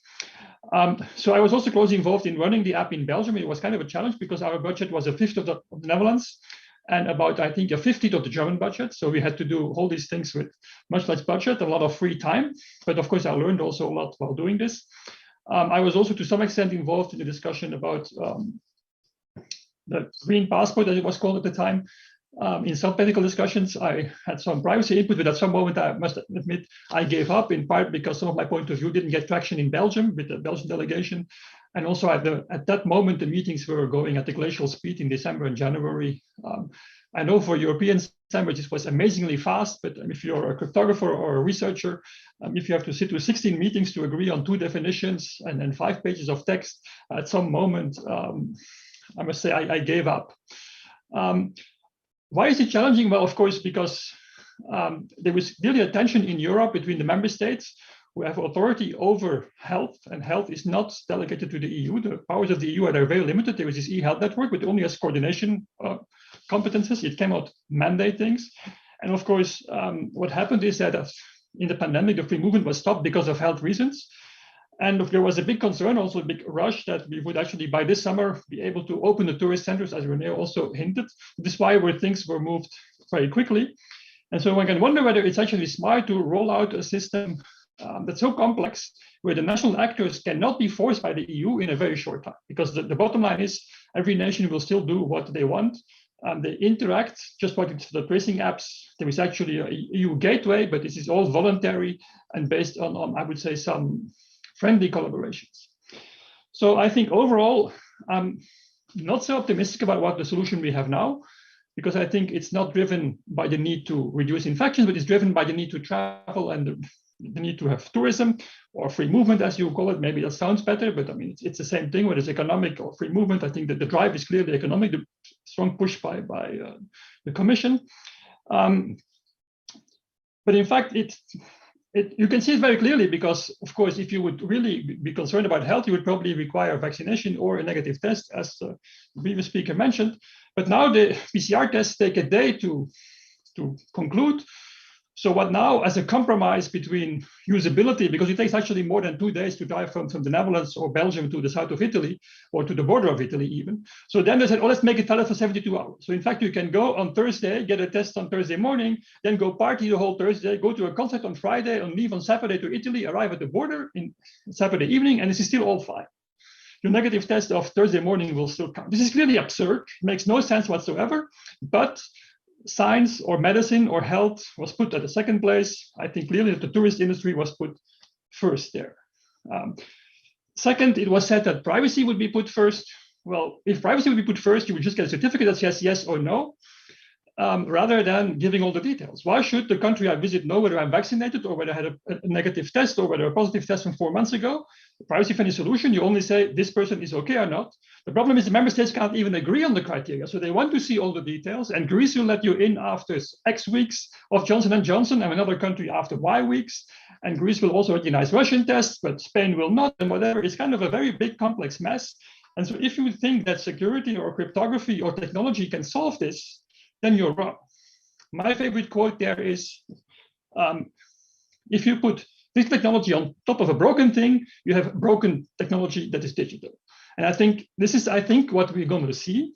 So it's seen as a miracle. It's cost a lot of money, by the way. There's been substantial money investments. It's going to work in the sense that people will wave smartphone apps and people will scan things and people will be let through. But whether we solve the health problem, I don't know. I would say also something about attacks, because this is a wireless security.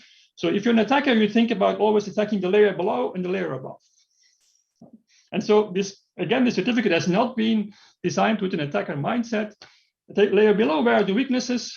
Well, of course, you have to agree which tests are valid. And it seems that it's amazing that medical professionals don't agree at all. There is long lists of which tests are valid, which percentages, which vaccinations are valid after many weeks. There is actually no consensus about this. not at the EU level. Every nation makes their own decisions, just like in the US, every state makes their own decisions. So it creates, of course, chaos because people move around.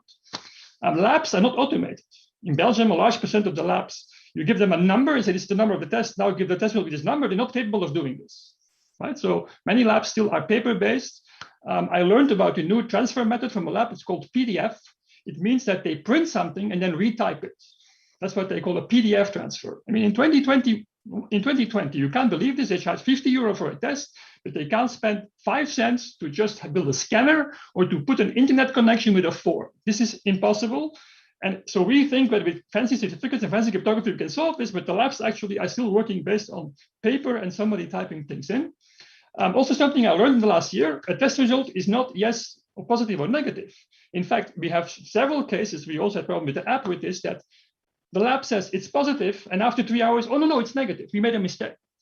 What is the result then in the quarantine check or in the vaccination check? And by the way, the other thing can also happen. So this is, the system doesn't take it into account. It's kind of, oh, that's an error, but I mean, of course, it can inconvenience people, especially if they get a positive test. Why should that be negative? And then 3 hours later, the lab changes it. Will the certificate be changed, and how will it be done? I'm not sure it's going to work. And finally, the layer above. So I think at least the documents I saw and the meetings I was in, there was an agreement on 2 applications. One was travel. So in fact, that every member state, if you qualify, should let you in. So to no more quarantine, you should be allowed to come in at least, and you should be allowed to, you should not close the border for this. I think that was very important. Should be immediately recognized. But as we see already this week, because of the Delta variant in Portugal, Germany has said, whatever your certificate shows, vaccinated or not, if you come back from Lisbon, you're going to go to quarantine. Whatever nice. So in fact, already the system is already breaking down to the layer above, because the healthcare experts, the politicians, literally decisions which are orthogonal to decisions which are agreed to, so another part of the government agreed to a few months earlier, and which are nicely written in an EU regulation. And now we can start a legal debate. The final concern is the abuse. I'm actually very concerned. There is a sunset clause, but is it going to happen? There is an agreement informally to do offline checks, but what stops you from doing an online check? Because it can be easily built out to an online database nationally. The regulation says the countries will not store the information. It's very good. But they also not store it for intelligence service purposes.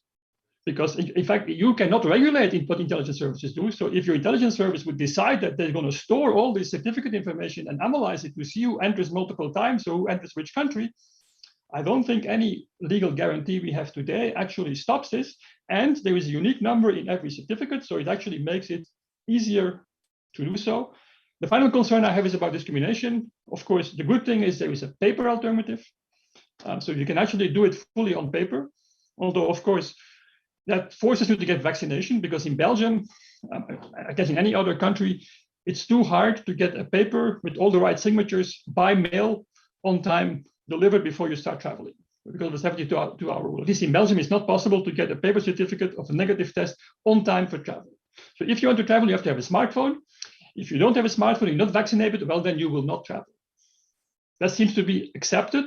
And of course, this is not written explicitly in the regulation, but by having this system, we actually create discrimination in society. And also, of course, we don't know where, because I mentioned 2 applications where the certificate would be used. But what are you going to do if sport events, concerts, hotels, amusement parks are going to impose this? What will Europe do? So I think there is still many questions to be debated, and we'll see from the practice what is going to happen. Thanks a lot. So we heard a lot of additional aspects here, and I think the one of the rules not being standardized and different countries having very, very different rules on how they actually treat the data that they might or might not get through those certificates. And can you get them? Is it is it de facto mandatory to get vaccinated? Because of how those rules are being interpreted are, I think, extremely important aspects, also leading back to the political backlash that Joanna mentioned. And Bart, thanks for your explanation there on how those rules differ even within the EU. That is the perfect lead in to the second question that I would specifically ask of Joanna, namely, now that we heard that even the EU itself cannot seem to agree on what rules are applied to the data that we collect and transport through those digital vaccination passports, how important do we think that it is actually to have a global or at least bigger regional standard that is, from a technical point of view, interoperable between the different countries? So how is it really important to have a global standard like we had it with exposure notification if we can't even agree on how to apply those rules? Or do we still benefit from having at least a common data format and maybe a common signature format to easily exchange the data, even if the different countries then apply those rules? So Joanna, from also maybe the US angle here, do you think that some of the US states or most of the US states would just simply accept EU issued digital vaccination passports? Would they apply the same rules? Would they apply different rules to them? Do you think that it is even reasonable to have a global standard for this kind of data? Well, vaccine mandates of all various sorts are outlawed in portions of the US. We're not having a conversation about being interoperable for their enforcement. They are illegal in portions of the US. So it's just a completely different conversation. I can speak from the health perspective that, as terms of answering Bart's question as to, and also Thomas's about what the rules even should be on the health side, like COVID is evolving. And, if we'd had this a month ago, I would have said Johnson & Johnson vaccine is fine. And now I'm going to tell you it's not fine anyway that there's Delta because it's a single dose vaccine. But the US hasn't actually admitted that because they don't have the data yet because they haven't gathered it. And that will continue. The COVID will continue to evolve and vaccine efficacy will continue to change and new rapid tests will continue to be developed and data on their sensitivities will continue to come out. So in terms of, I can't answer as much on the technical interoperability, but on the side of the rules that have to be captured, no. I mean, the problem is the kind of entities that are most capable of setting those rules have shown no inclination to follow science in a rapid fashion. And to take another example from exposure notification, that the CDC, for example, continues to have an infectious period based on a paper that has a formal correction published to it. So does the WHO. They're not using scientific evidence on what the infectious period is. And I think the WHO, did they change theirs eventually to follow? Europe changed to include indoor spaces and airborne transmission. CDC and WHO admitted the science on airborne transmission, but didn't actually change their contact tracing guidelines in practice to include it. So the kind of organizations that would be setting the standards on the health side haven't been doing so. And like Bart says, that's not something that the tech people can then go in and fix. So if the purpose is to reopen travel, you're going to have to work with whatever nonsense different jurisdictions come up with that have varying levels of evidence-based. I think, again, mainly from my experience of exposure notifications, having Google and Apple settle on a standard wasn't really useful per se because of being a standard. It was because that otherwise we couldn't get performance on iPhones. So just to distinguish those two issues, India went ahead just fine because they have hardly any iPhones there. So they could set their own standard and that was not an issue for them technically. Interoperability is very partial in any case on that. So I think what having a standard did do was lower barriers of entry by latecomers being able to copy code bases, copy solutions, so that if some go ahead and do things well, it becomes increasingly easy to copy them. And I think that is an advantage of standards for sure. So that if but meantime, people in the US who want to travel to Europe are going to have to do what Europe requires them to do, but they may, you need a lawyer on the panel to talk about how that's going to work in jurisdiction that have banned such things. I mean, that's very interesting. Can I add to this point? Here, sorry. Can I add? Yeah. So one of the things which I find very interesting as being an IT person is that within IT we introduced a number of years ago a method which we called Agile, which had as basic assumption that you don't know what you don't know, and actually you don't also know what you think you know, and so that what you think you need is probably wrong. And if you build an IT system on what you think you need, that's probably wrong.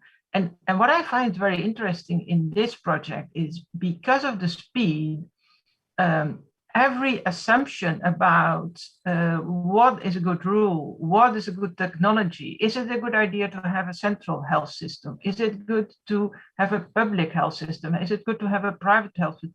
All these different realities are all tested at the same time, and there are websites which are tracking data about what is working well and what's not working well, and sometimes one country makes a certain decision and it looks like that was really a good decision and they're front of the game, and then something happens and then suddenly people say, yeah, no, that's not how it works. And that's also in the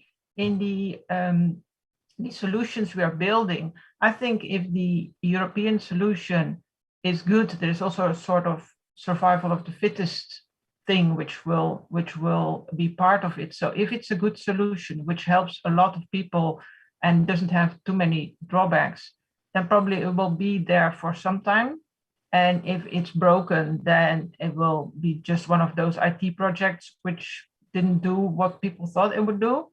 So that's also one aspect of all this diversity and all these different interpretations, which I just wanted to add to the discussion. Thanks a lot for that. Maybe this is the perfect opportunity to really ask you, Marion and Thomas, maybe just within the next couple of minutes, walk us briefly through what the main design principles of the EU solution right now, those offline verifiable QR codes that have the various data fields in there, what the main design principles were that people agreed on, and what from your points of view the main challenges were actually to get agreement on those parts, or actually to make it happen in the way that we have right now with the open source databases, with the open source generation and verification tools. So Thomas, if you would take it first, and then maybe that I then add to the Dutch implementation afterwards. Sure. So, I mean, the basic idea was that we want to certify if people are vaccinated, have recovered from COVID-19, or have recently been tested. And quite soon, I think, or at least they were part of the discussion, one settled about ICAO e-visa standard. So that is an existing standard for visas if you want to enter a country. And it has a lot of the information from visas in the form of a QR code. And based on that, we also had, there were various other standards, particularly in Austria, one with a reusing of the health cards, which would have been disastrous. And this e-visa standard, I think, had the benefit that it was already known at classical ports of entries, and therefore you could not use the same QR code readers, but it was more or less within a process that was known. And what the European regulation then decided was, because there was a version in which you would also have a notification of the issuing authority of the process of verifying, which of course would then give this authority the possibility to then also track where you have used your green pass, which is not just the borders that you cross, but potentially also the restaurants that you enter, the bookstores, the gatherings, the sports events, and so forth. And we succeeded in building in a safeguard that was more or less trying to solve this by saying that the issuing authority cannot obtain knowledge of the verification process. And subsequently, it was also used for revocation. And yeah, I mean, in general, again, we are quite happy with this. There are, of course, things that are left to the member states. And just to answer a few of the questions that were raised before, yes, in theory, national security and intelligence agencies could circumvent this. But if the apps are open source and if we can ensure that the verification is not notified to a central agency, then there is no place from which to gather this information. The big problem that I see is compliance, and a few of the industries that have interest in this data were mentioned. I think the airline industry is one that we should particularly mindful for. They need to be watched, in my opinion.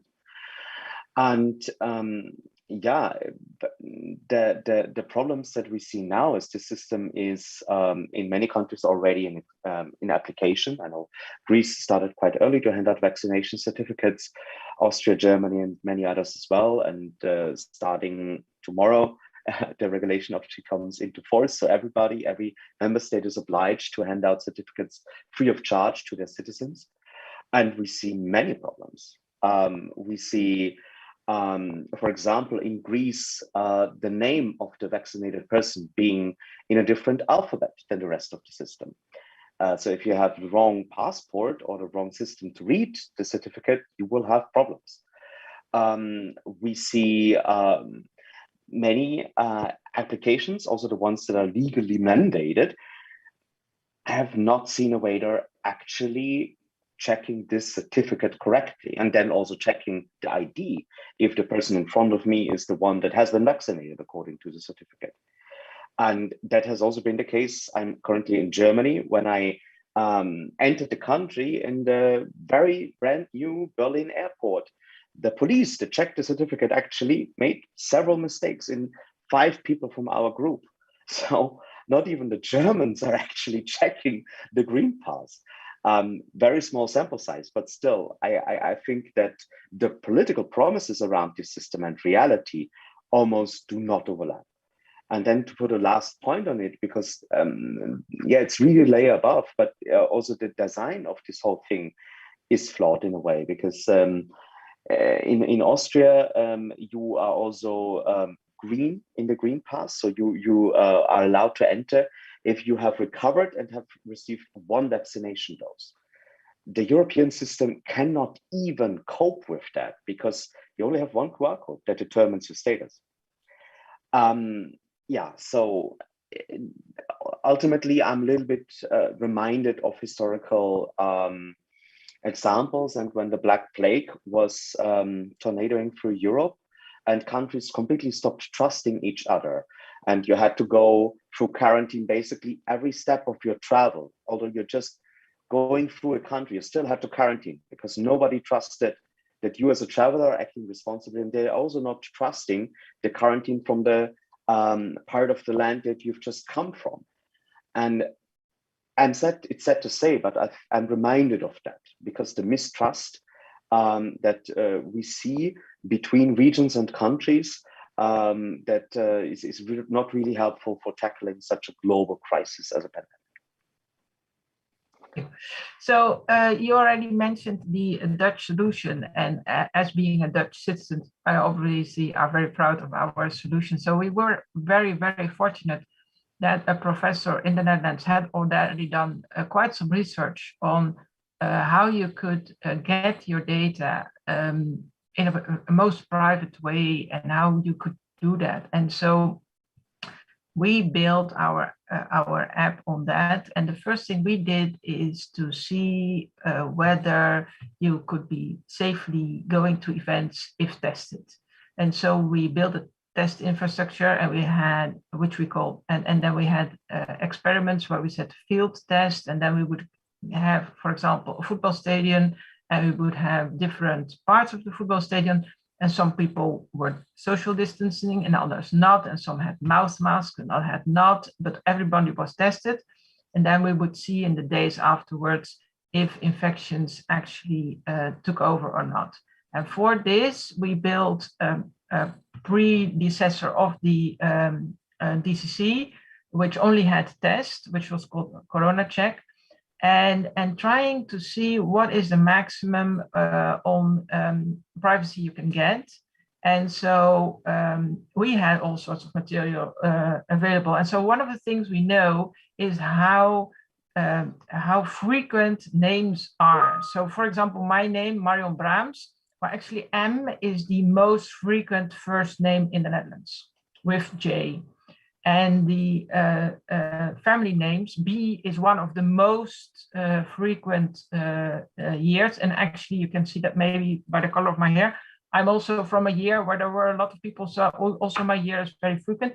And I'm born in a month in which a lot of people are born. So I have a lot of things which are common.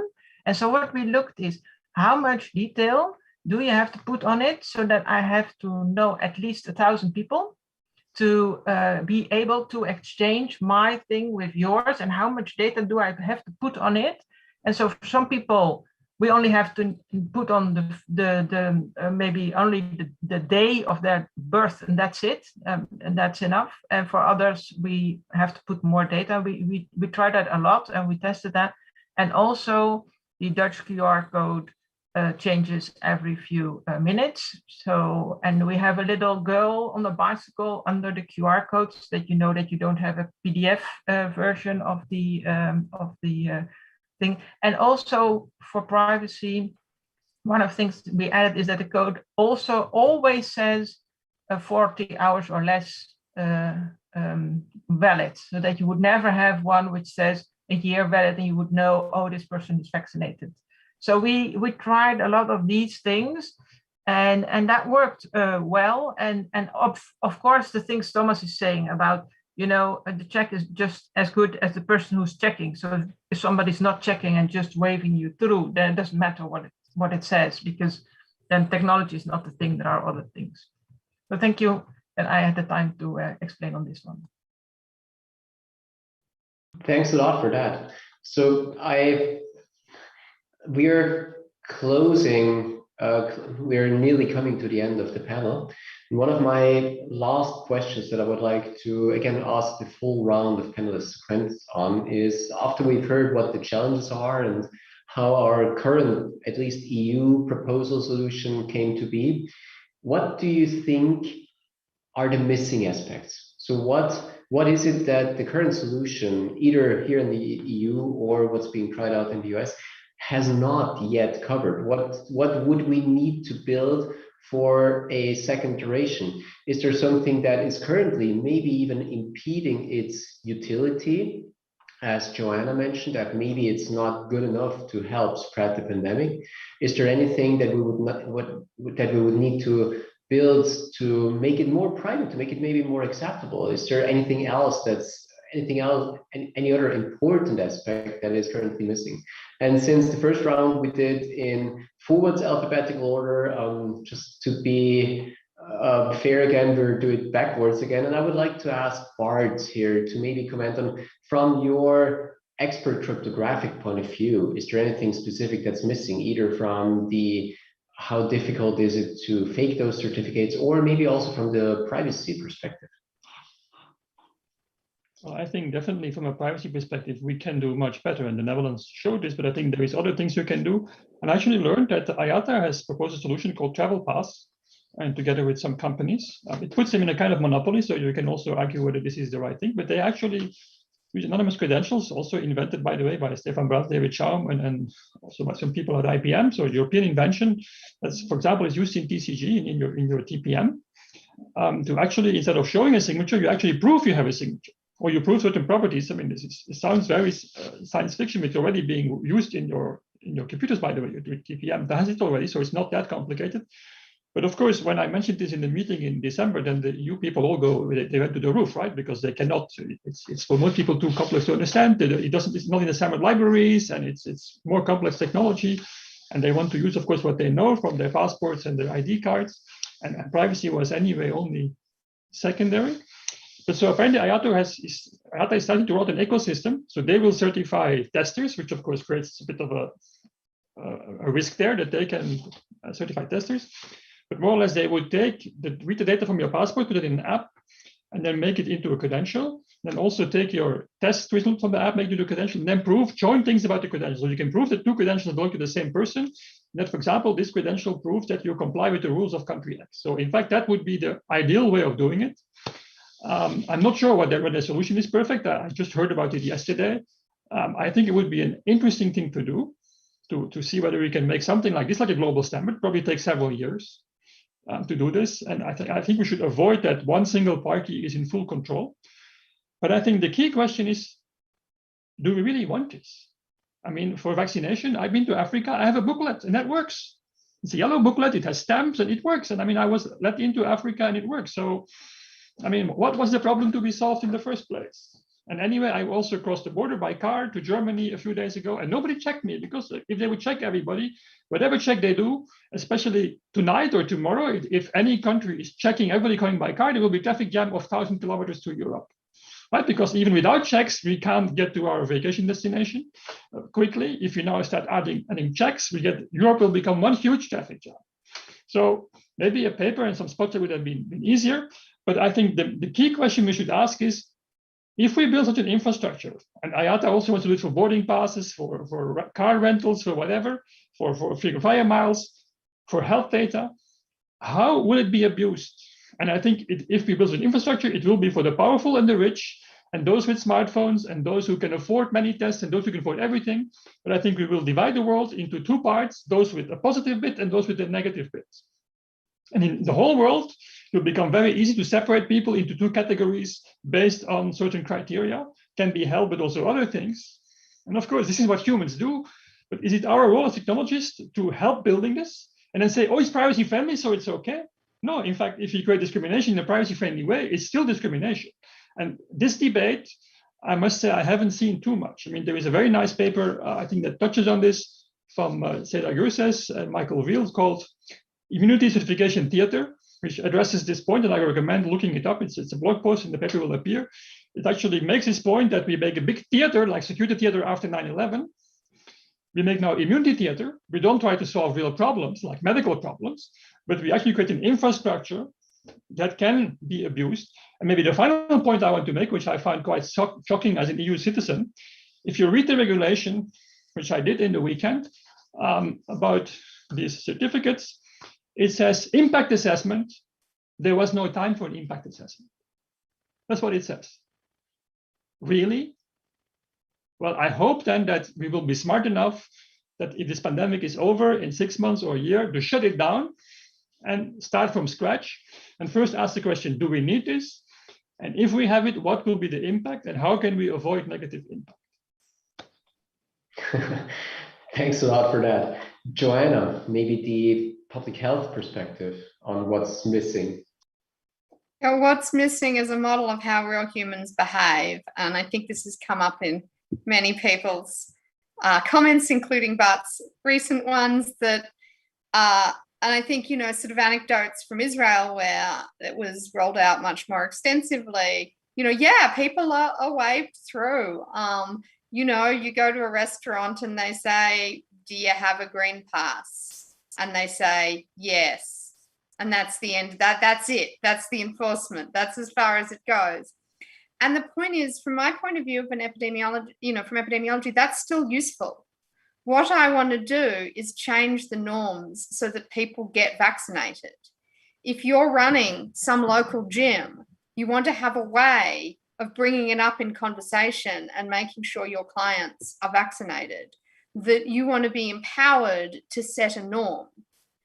And, it's fine to bring in a pass like the yellow pass that can be cheated on. It would be fine to have no personal identifiable information and just have it associated with somebody's phone number, so you can just borrow somebody's phone. Having to borrow somebody else's phone would be enough deterrent 99.9% of the time on the identity front, and you could keep everything else more private. Like, stop trying to stop people cheating because they're going to cheat.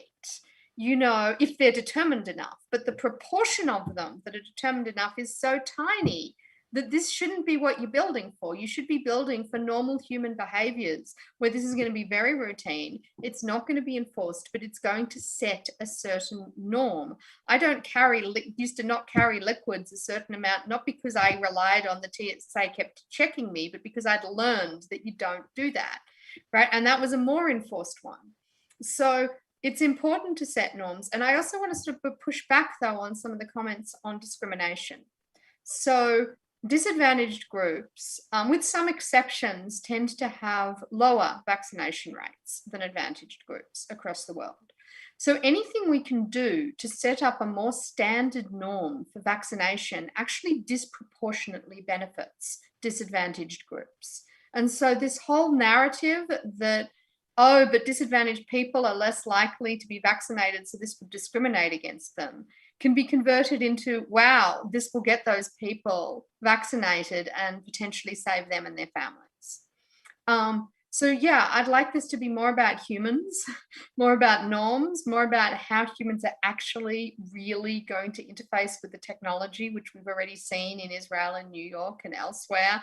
And they're not checking ID cards together with the credential, and you're lucky if they're checking the QR code at all, but that doesn't mean it's not working. It doesn't mean that people didn't go and have that negative test or didn't get vaccinated. Thanks a whole lot for this highly important part that maybe just by having built something, we've already done something because we're making it a discussion point. We're changing, as you said, the norms slowly by just talking about it, by just doing it. This is, I think, also the perfect seg over to Thomas about from a human rights perspective, from a privacy rights perspective. What do you think is missing? First, let me say this was a very interesting discussion for me, and I'm very glad that I could be part of this great panel. So thank you. This was a great discussion. First, just to respond to Bart, yes, there was no impact assessment, but there is a report due 4 months after the regulation comes into effect, which we need to read very carefully. And I think on the final point from Joanna, I mean, one thing that really became obvious to me is that this pandemic showed us that we need technology that we can trust, and that there's also a strong demand from people in technology that they can trust. And of course, a Chinese, a Russian model would not be compatible to liberal democracies.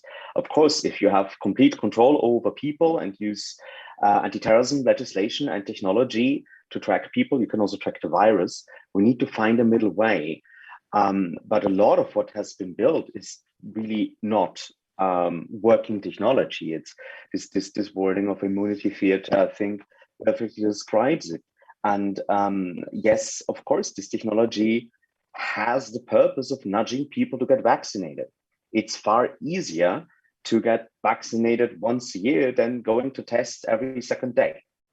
But that does not mean, for me at least, that automatically we are also helping the global south, because many, many countries in the world will not be able to issue these certificates to their citizens. So particularly from a European perspective, we've just increased the walls of Fortress Europe and made travel even harder for many people of the world. And on the last point, to also end with an outlook, I fear that the technology that we will be faced with is a general purpose electronic identity and proving of certain attributes. And yes, I'm aware of the IATA travel pass, which also combines attributes with identity, which makes it very dangerous from my perspective. And there is, since early June, a proposal from the Commission for an updated eIDAS regulation, electronic identity. And again, it's a very rushed proposal. The Commission wants to get this through within a year. Total chaos when it comes to the technical standards. And so I invite everybody in this discussion to join me in working on that, because it's not a train wreck to happen, only this time with a lot of industry interest, also from the advertisement industry, And these wallet apps, if we would have had them in 2020, I'm sure that many of the technologies that we've discussed around the pandemic would have been implemented on top of these systems. And I'll leave it at that. Thank you. Thank you. And maybe Marion, is there anything that from your point of view we're missing from the technical side, from the implementation side? Are there bits left open that you would really, really like to get into version 2? Yes, and we already have a backlog of a number of things which we wish. And one of the things was touched by Thomas. And I also want to say I was very happy to be in this panel and to see all these different views and how you can look at things. And one of the things we are really looking at is how can we make this system or a system accessible to everybody. So it's nice that we have something which works within Europe, or it doesn't work, but we'll see that because we are running a big experiment now to see if it works. But I've already been asked to look further and see what we can do to have a safe system which can have a much broader use. So yeah, I think that there are a lot of things which have to be done to be working in other situations than in a highly technical organization country. Thank you. And now just a quick last lightning question to all of you in the last minute that we have, really just a 1 or 2 sentence answer. Do you think that we are really going to turn this whole system off? So are the sunset clauses going to hold? Or do we have to assume that we will have to get used to some sorts of more regular medical attribute verification in different places in our daily life? Maybe going the same direction, Bart? I think this one will be turned off, but I think the infrastructure people will remember how it was being built, and they will try to build a better one. And I think the lessons will be learned, and this will be a big push to say, look, that did this and this, we can do better. Even if it didn't work, they will say we can make a better one. If it worked, they will say we should have done it, we'll make a better and even bigger one. So I think this is actually, I think the slippery slope I'm concerned about, actually. Joanna? I think the credentials, electronic credentials may be switched off, but I think I'm very interested to see where the broader conversation on vaccination goes. Before the pandemic, I already supported influenza mandates for anyone working in healthcare sector or nursing homes. Obviously, there will be many jobs that even with low case counts, covered vaccinations should also be a condition of employment.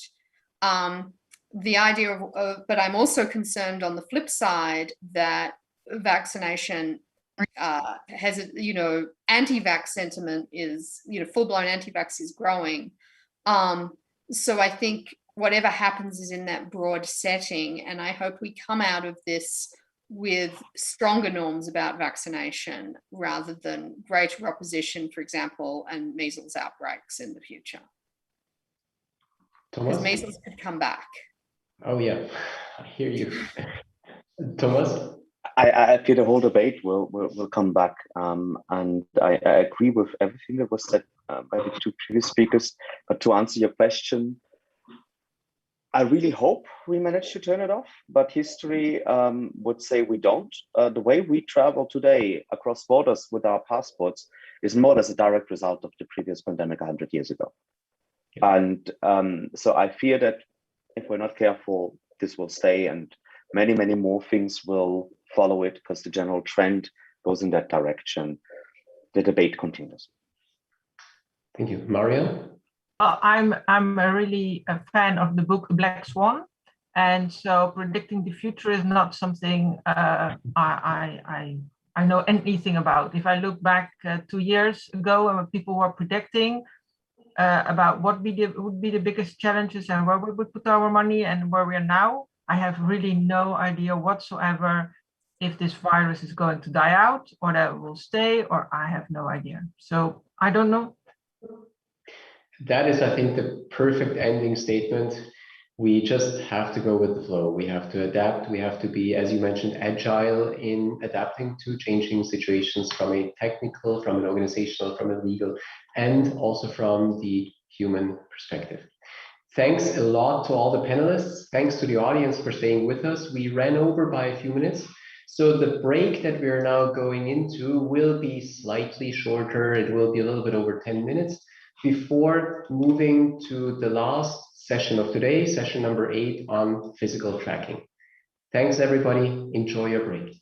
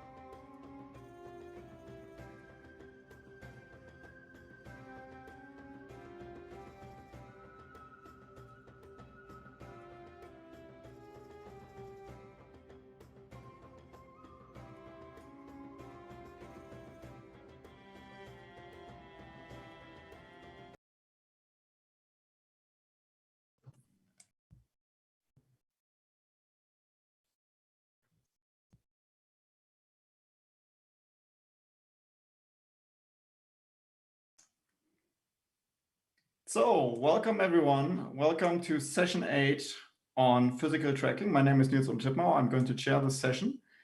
So before we are going to kick off the session, a brief announcement that I was asked to make. So there's 15 more minutes to vote on the best poster and the best demo before the poll closes. So if you didn't vote so far and you still have a favorite candidate, please make sure that you vote for the best poster and the best demo within the next 15 minutes. Okay, having said that, so I'm excited to see these 3 papers now on the physical tracking session. All papers are related to either a secure localization or secure distance measurement and ranging. And we are going to start with the first talk about a spectrum flexible secure broadcast ranging, which is going to be presented by Tien. And Tien is finally a PhD student at the cybersecurity program at Northeastern University. And he is, in general, working on security aspects of wireless communication networks. So let's start with the first presentation. And as with all the other sessions, ask questions, please, in Slack, upvote questions that you like. And if there's burning questions, we can answer one right after the presentation. Otherwise, we'll have an aggregated Q&A after the 3 presentations are done. So please start the first presentation now. Hi everyone, I'm Tien. Today I'm going to present our work on secure ranging system with broadcast mechanism and flexibility in spectrum usage. This is my joint work with Trit and Govara. In this presentation, I will give a brief introduction of ranging and the motivation of our work. Then I will describe the broadcast ranging technique and the secure protocol that we designed. Finally, I'll show some results on our system evaluation to conclude our work. So ranging is an important block in a localization system. It determines the relative distance between 2 nodes in a network. With the enormous infrastructure of today's wireless systems, ranging becomes more important, especially in autonomous systems such as the smart factory, like in Audi's or Amazon's warehouse, where robots and drones work by themselves.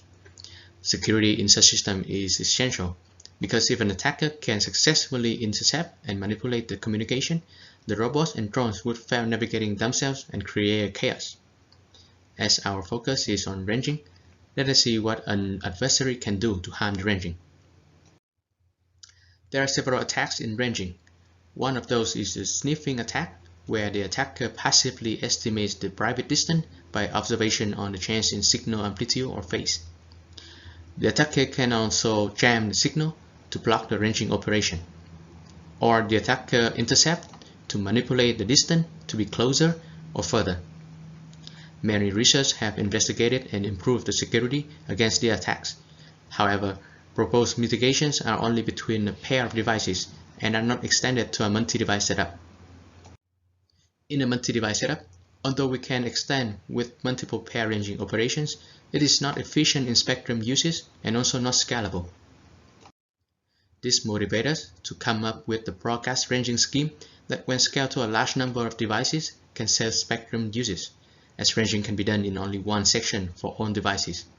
However, broadcast mechanism in multi-device setup also creates challenges for the accuracy and security of the system. Our secure broadcast ranging protocol is designed to solve these issues. So in our work, we developed a secure broadcast ranging protocol with high accuracy using the subsample interpolation technique. Current ultra-wideband technology can achieve 5 to 10 cm, but at 5 times larger bandwidth. The protocol is designed to achieve stealth against jamming and provide security against distant manipulation attacks. Our system also features flexibility to operate at different bandwidth that can fit ranging operation in smaller bandwidth without sacrificing the performance.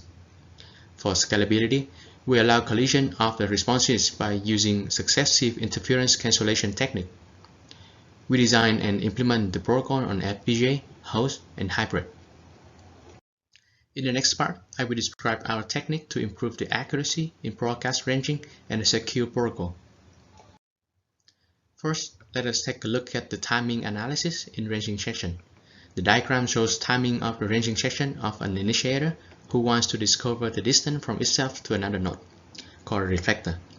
First, the initiator sends a request at time ts, reflector detects the request after a time of flight due to the distance to the initiator with an error timing TE. Then it weighs a TW and responds.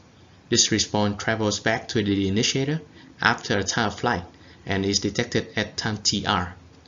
We then can write the round trip time in this formula and derive the time of flight.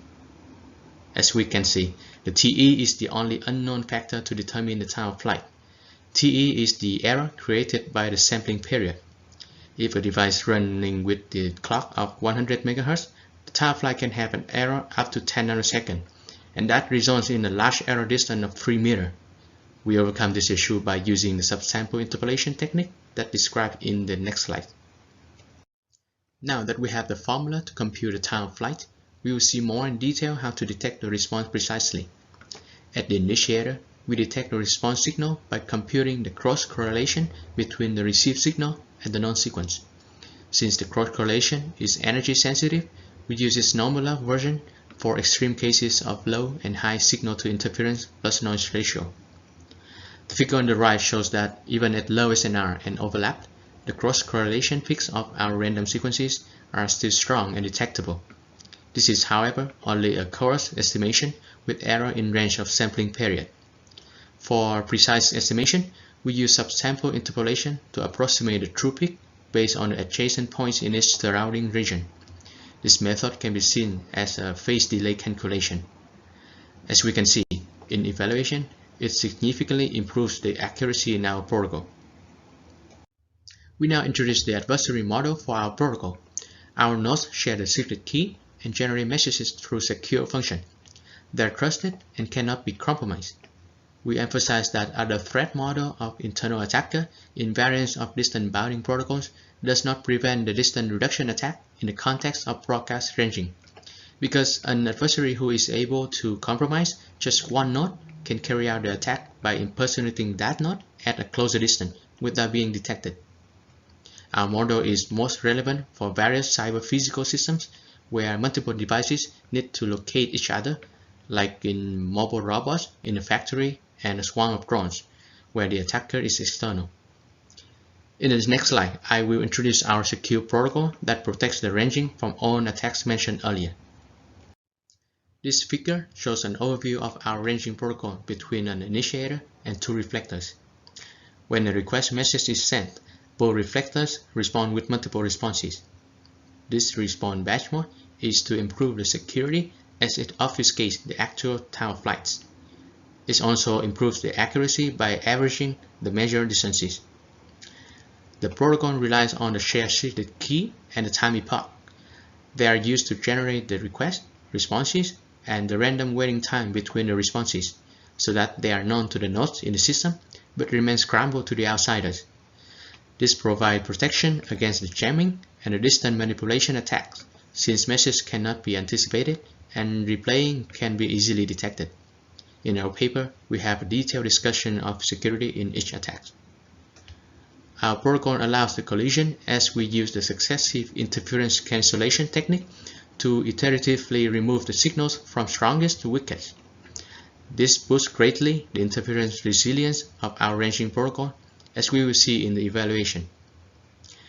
We note that although the sync message is optional for the resynchronization, it is protected by the post-ample since it would be too late for the attacker to jam when recognized.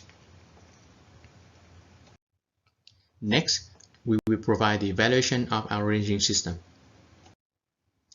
We first evaluate the pair ranging as the basic experiment with real testbed, where we use two HDR devices, which is the USRP X310, transmitting in outdoor and indoor environment. We then evaluate the broadcast ranging by extending the number of reflectors in simulation using MATLAB wideband line of sight channel model. In all experiment, we set the center frequency to 2.45 GHz, the batch size to 10, and the sequence length to 512. For pair ranging in outdoor environment, results shows that our ranging system can achieve an average distance error around 15 centimeters. We show ranging results with and without applying the subsample interpolation technique to emphasize its effectiveness in timing error correction. Without subsample interpolation, the error is more fluctuating and can go up to 75 cm. The zigzag pattern here is also the evidence for the coarse sampling resolution, where the error is high when the time of flight is not a multiple of sampling period. In indoor experiment, the average error is 20 cm, which is slightly higher than the error in outdoor experiment due to the multipass that degrade the estimation. Figure on the right shows results with different signal bandwidths. The accuracy in all three cases are comparable with an average error of 20 cm.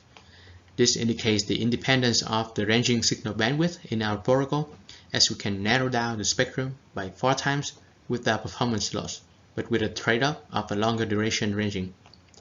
This flexibility also implicates the capability to lower the detectability by the adversary and better fitting in the spectrum pockets. For broadcast ranging, we evaluate the equidistant scenarios where reflectors are located randomly on a circle with the same distance to the initiator. We introduce the failure rate, which is the ratio between the number of reflectors that fail ranging operation and the total number of reflectors. Note that a reflector succeeds if at least one of its responses can reach the initiator. Our result shows that by relaxing the section time, which is the maximum duration of ranging section, our system can sustain over 100 reflectors. On the other hand, if the number of reflectors are as low as 20, by reducing the ranging duration, our system can support up to 10,000 sections per second. We show results with and without successive interference cancellation technique to see the benefits, as it always improves the failure rate and accuracy of the system. A note for the dip in both curves of accuracy here when the number of reflectors increase beyond 50.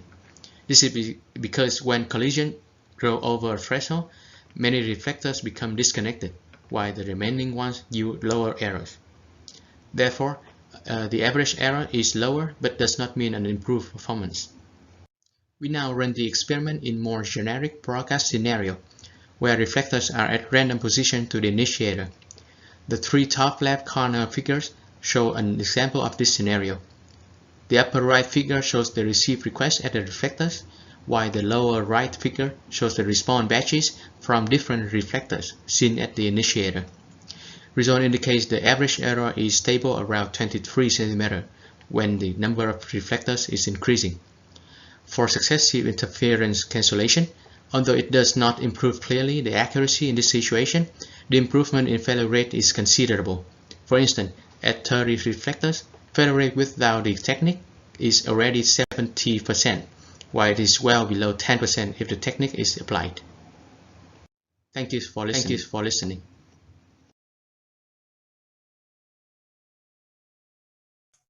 Okay, thank you for the presentation. I don't see very urgent questions in the Slack right now, so I guess we'll just continue with the second presentation now, and then we'll have the aggregated Q&A after the third presentation.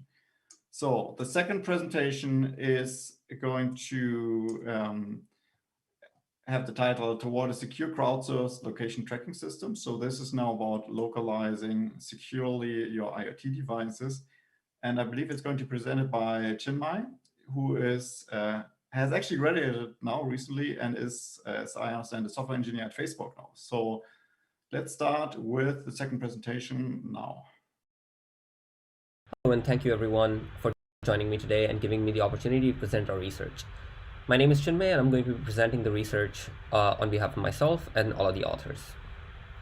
So we know that trackers have been used to identify and transmit locations of valuables as well as living things. And there have been numerous different technologies that have been used in trackers, such as GPS, radio, Bluetooth, RFID, and a lot more. But within crowdsourced tracking, the purpose is to use a network of users in proximity to make sure that a lost device information can still be transmitted anonymously to the actual owner.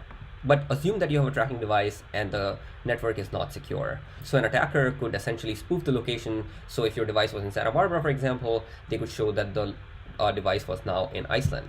Or they could stalk a user by registering their device and being able to track their whereabouts if their device was connected to some sort of valuable that they carry around with them all the time. There have been other recent applications for crowdsourced systems, such as the contact tracing applications for COVID-19. So our motivation was essentially that Bluetooth has become really popular for some of these crowdsourced tracking systems, and it can be found in almost all the smart devices, which makes it a very good choice. And also the fact that due to the nature of these crowdsourced applications, they pose a security threat to the privacy of users and open them up to a lot of different attacks from malicious parties. So in this section, we are going to talk about some of the security properties that a Bluetooth tracker must hold in order to make sure that they're secure. But in order to do that, we need to understand the structure of such a system first. So there are three main components to this system. The first one is a tracking device. This is the actual device that you can purchase from a manufacturer. The second one is a communication device that we will call CD here, which is a smartphone or whatever device that the user is using to communicate with that tracking device as well as the tracking service. And the third one is the tracking service itself, which is a server-side service that is run by the vendor so that it keeps track of all the information as well as allows the communication device to communicate with the tracking service to obtain information such as location. So there are a few properties that each one of these systems should hold. The first one is privileged owners, so only the owner should be able to perform privileged owners, such as being able to register the device. The next property is physical ownership. It should be impossible to own a TD without physical access. For communication device, anonymous location update, because a CD should be able to anonymously update the location of the TDs that are only in the proximity of that particular CD. And last but not least, the TS property is going to be reliable location service, which is that the location information obtained for the TD from the TS should be reliable. So in order to make sure that some of these properties hold, we devise a set of conditions that must hold true. So for each one of these properties, for example, privileged owners, we know that the TD should be able to recognize its owners and the TS should know who the recognized owners are for that particular TD. Now we're going to talk about the analysis of the commercial devices. In order to analyze the devices that we found in the market, we choose to use a two-step strategy. The first one being recording. So in this step, the main goal was to understand how the application functioned as well as its structure using the static analysis of its decompiled code. The goal here was to record the messages that were being sent from the application to the TS, as well as identify and reverse engineer important functions that we could then hook into and send our own payloads. So an example of this can be found here from the tracker application, where you can see that it is creating a JSON object that contains the latitude and longitude of that device. So potentially we would be able to hook into this function and then change these values so that we will be able to update the location for any of the to anywhere in the world. Similarly, the second step was verification. So we wanted to make sure that the requests that we validated and recorded using the first strategy were correct, and we were able to spoof using the same requests as well. And doing so, we were able to prove violation of security properties. An example of this is that we are able to update the location using the same JSON payload. So for example, if our device is in Santa Barbara, we are able to spoof that location and then show that now it's in Iceland, even though it might still be in Santa Barbara. So some of the devices that we studied for this were a tracker, cube, Chipolo, Pebblebee, and Tile. And you can find more information about each one of these devices in our paper. Now we're going to take a look at an example for privileged owners property. The goal of this video is to try to validate the privileged owners property. For that, we have a communication device and we have a tracking device. Here we are using Pebblebee as the tracking device of choice. The property essentially states that the TD should be able to recognize its owner, as well as only the owner should be able to perform any privileged operations on the TD itself. Since ringing the TD and bringing in human attention is considered a privileged property, so we will now prove that it is in fact possible to do so without being a privileged owner. Our first step here is to try to find the tracking device in this third-party application and connect to it. Once a connection has been established, it is possible to send the bytes required to make the device ring. We know from our recording process that Pebblebee uses FD56 as the opcode to be able to perform a ringing operation on the tracking device.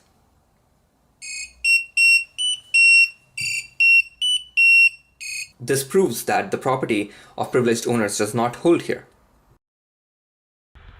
So this is a very high-level overview of all of the properties that were satisfied and not satisfied by each one of these devices.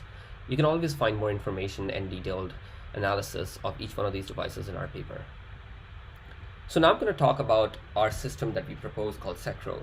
The goal of this system is to provide all the benefits of the crowdsourced network without compromising on privacy. The building block will be public key cryptography. each entity will have a key pair. So all the private keys for each one of these entities will be known to all the other entities, and the private keys for all the TDs are known to the TS. There are some built-in capabilities required for this.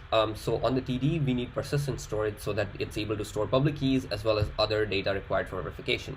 And it is able to generate random numbers. On the CD, we should be able to provide signed location information, and this can be done using existing technologies such as trusted execution environment. So looking at owner registration, the CD would initiate pairing by sending the public key of the CD as well as ID of the CD to the TD. Now the TD would then respond back with a nonce that is generated as the owner nonce to the CD. The CD can then encrypt this nonce along with the private key of the CD and then send back to the TD. Now, since the TD already has a public key, it will then confirm that this was the correct CD and confirm the ownership. The nonce generated here will be random each time, thus a replay attack will not work. Similarly, the remote registration process will begin. So now the CD has verified that it can physically own a TD. Now it will begin that connection for the TS. So it's going to send the ID of the TD as well as the CD to the TS. Now, since the TS already knows the public key of the TD, it will encrypt that using the public key and send it back to the CD. Now, the CD will then forward this back to the TD, which will then be able to decrypt it and then calculate N2 plus 1. Now, once the N2 plus 1 is calculated, it will then encrypt that using the public key of the TD and then send it back to the TS, which will then confirm that using the... For location update, the CD will begin the location update directly with the TS. So it will send the ID of the CD as well as for the TD, and the TS will acknowledge that and then send back an encrypted ET and EC, each one of them containing a nonce. These are going to be the two server nonces that will then be forwarded back to the TD.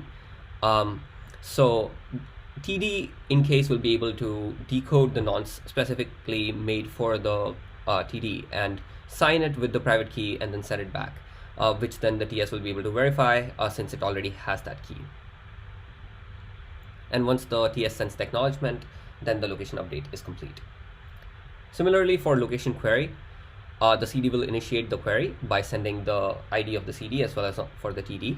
And since the TS should know who the owner of that TD is, it will encrypt that using the public key for the CD and send it back. And then the CD will be able to decrypt that and read the location.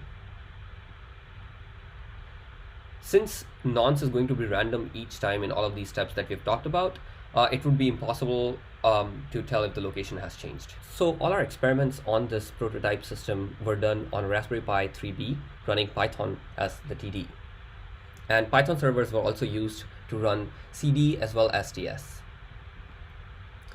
Since there is a lot of overhead with Raspberry Pi 3, there's also going to be a significant power overhead compared to a standard low energy Bluetooth device.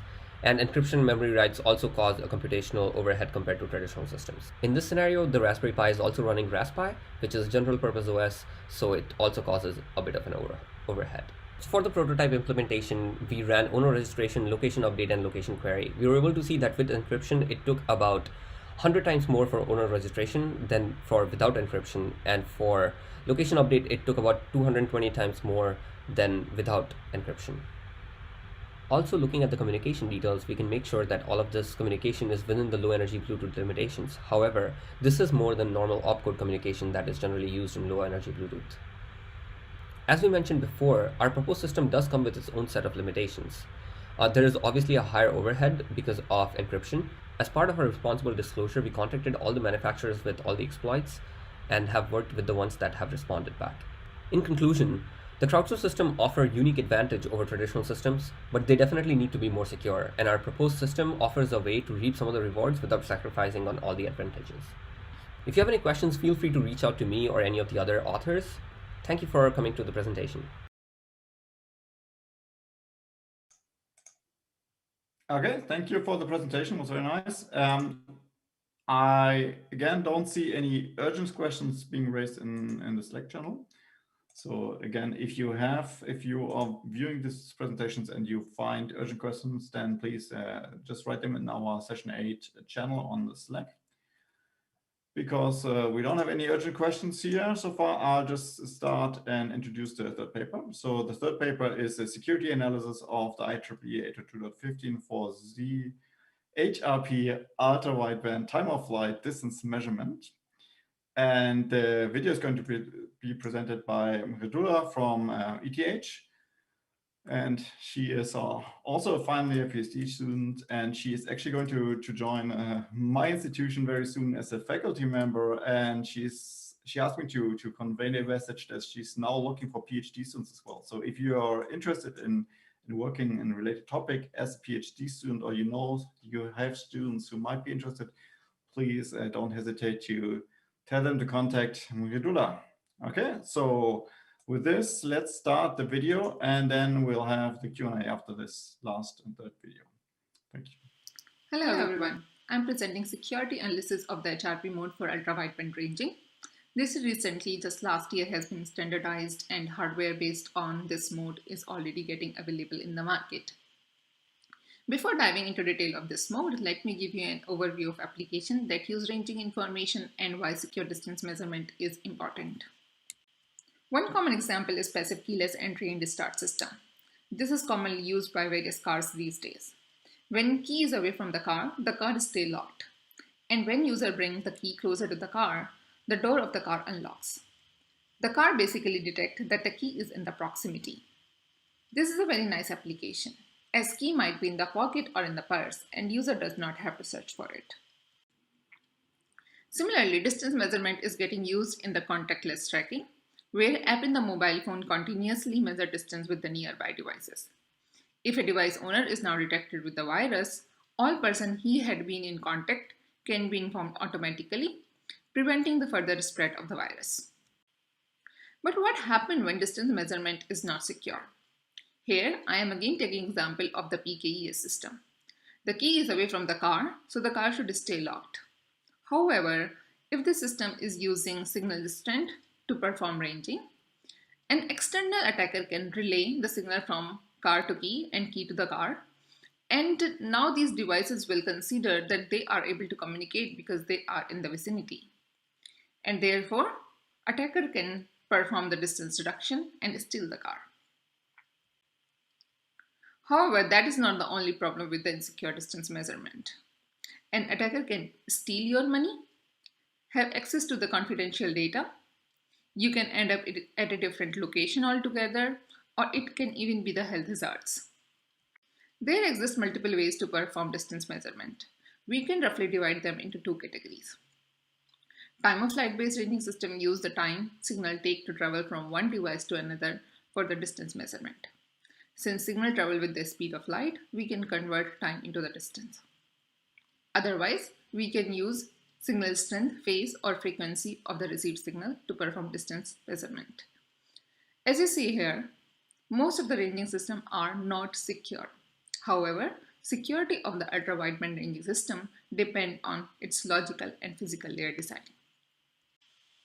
There is a push from both academia and industry to study ultra-wideband ranging system and their security. For example, FIRA and Car Connectivity Consortium is working on enabling secure PKES system. IEEE have studied security of ultra-wideband ranging as part of the 4G task group and released their final draft last year. Some of the devices based on this standard are already available in the market. Therefore, we look at the security analysis of one of the modes proposed in the standard. Since these systems are based on the time-of-flight measurement, the accuracy depends on finding the direct path signal. As signal arriving through a direct path is not always the strongest, the receiver needs to use leading-edge detection algorithm. The receiver locks onto the strongest path and then searches back to find the signal coming through the weaker but direct path. However, an attacker can take advantage of the back search by injecting a peak even earlier than the direct path. In this example, we show that an attacker injected signal 100 nanosecond earlier. Although 100 nanosecond look like a very small time, it is equivalent to distance reduction by 30 meters. Therefore, it is important to verify the approach we use for the ranging. Let me give some background information on the HRP mode of the 4G standard and how ranging is done there. 4G has specified two modes of operation, LRP and HRP, low rate pulse and high rate pulse. As their names suggest, they are different in the repetition frequency of the pulses. Different repetition frequency, however, means also different transmit power. Since ultra-wideband is not the primary user of the frequencies, FCC and ITC regulation limit their transmit power as well as their mean power averaged over a millisecond. Therefore, if we increase the number of pulses sent per millisecond, we need to reduce their transmit power. As you can see here, the difference in two modes is only in the spacing between pulses and their transmit power. Let's see how time of arrival measurement is done in the HRP mode. The HRP uses secure training sequence or STS to perform the distance measurement. This is a cryptographically generated sequence of bits that are shared between transmitter and the receiver.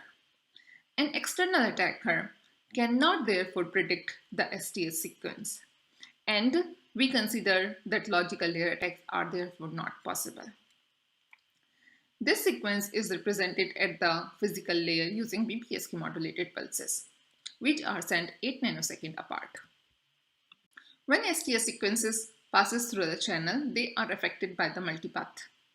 As you see here, the multipath component of the first pulse are affecting the second pulse and so on.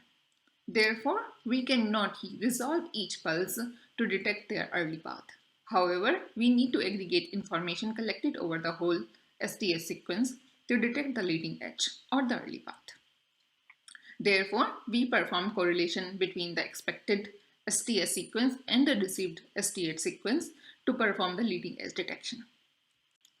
Since we couldn't find an open source implementation for the HRP mode, we design our own leading edge detection approach. We cannot guarantee if this technique is same as in the existing devices. First, we determine the back search window duration. That is how far back we should search for the early path from the strongest path. Second, we choose peak to average power ratio. The peak we select for the distance estimation should be distinguishable from the noise. Third, we measure maximum peak to the early peak ratio so that we can compare power of the early peak from the strongest peak.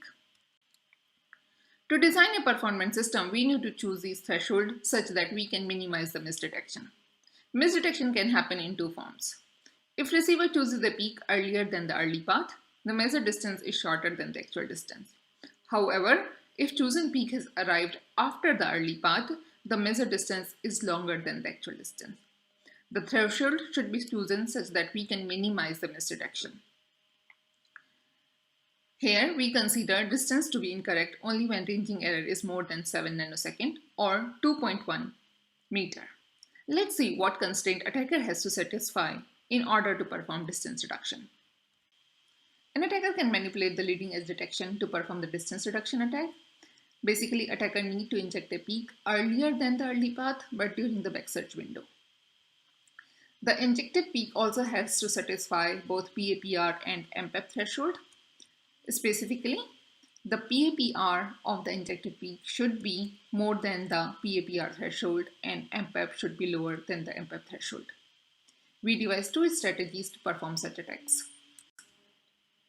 The first strategy is extension of the well-known cicada attack, where attacker inject uniformly spaced pulses to degrade the receiver performance and in doing so succeed in injecting an earlier path. In this example, the attack signal's PRF is 4 times the legitimate PRF, but attack pulses are k times stronger, and the polarity of the attack pulses can be chosen randomly. The second strategy is adaptive and more involved, where attacker want to inject a peak exactly t nanosecond earlier than the early path. This kind of attack are useful when a packet contains multiple STS or use multiple packets to perform distance estimation. Therefore, after sending each pulse, attacker checks if he has succeeded in injecting a peak exactly t nanosecond earlier or not. To check that, attacker uses the knowledge of partial STS that has already been transmitted by the legitimate entity and channel at the receiver with respect to the legitimate and attack transmission. Using this information, attacker can compute the correlation locally and decide to stop or continue the attack. We evaluate performance and security of the proposed leading edge detection using the MATLAB simulation. The channel is generated using 802.15.4a models and evaluated over the different channel conditions. First, we want to set the value of the back search window duration. The distribution and the table show the time difference between the arrival of the early path and the strongest path. We choose back search window duration to be 128 nanoseconds, as it provides detection of early path in the most cases, except outdoor non-line of sight, where strong peak can arrive even after 300 nanoseconds. After that, we test performance under different PAPR and MPAP threshold, as shown by the heat map. Setting MPAP to 20 and PAPR to 4 and 8 provide minimum misdetection rate of around 1%.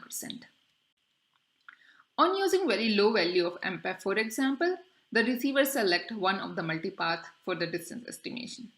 Therefore, measured distance is longer than the actual distance. However, using very high value of MPAP increase the chances of selecting noise arriving before the early path for the distance measurement. Therefore, measured distance can be shorter than the actual distance. On comparing misdetection rate with the distance reduction by Cicada++ attack, we see that the configurations where misdetection rate is low, the attack success rate is high. For some configuration where attack success is low, the misdetection rate is higher. Therefore, we cannot choose a threshold that provide both performant and secure ranging system. The adaptive attack has similar attack success rate as Cicada++ attack. However, it is more effective when we want to inject a peak exactly 8 nanosecond earlier. For example, attack success rate is 6% in Cicada++ attack and 14% in the adaptive, when attacker intend to inject a peak exactly 100 nanosecond earlier and allowed ranging error is 4 nanosecond. To summarize, we provide the first open analysis of the HRP mode. We showed that securing HRP mode has hard security and performance trade-off. We couldn't find threshold that can provide both performant and secure ranging. Given that HRP implementation deployed by industry are not open source, it is unclear what kind of trade-off those implementation will provide. Thank you for your attention.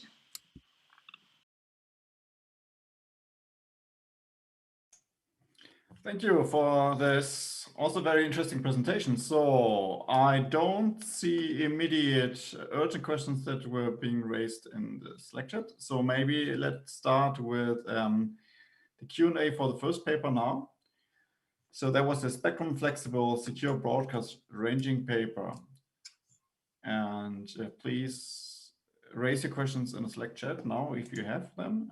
Otherwise, I will start with my questions that I have. So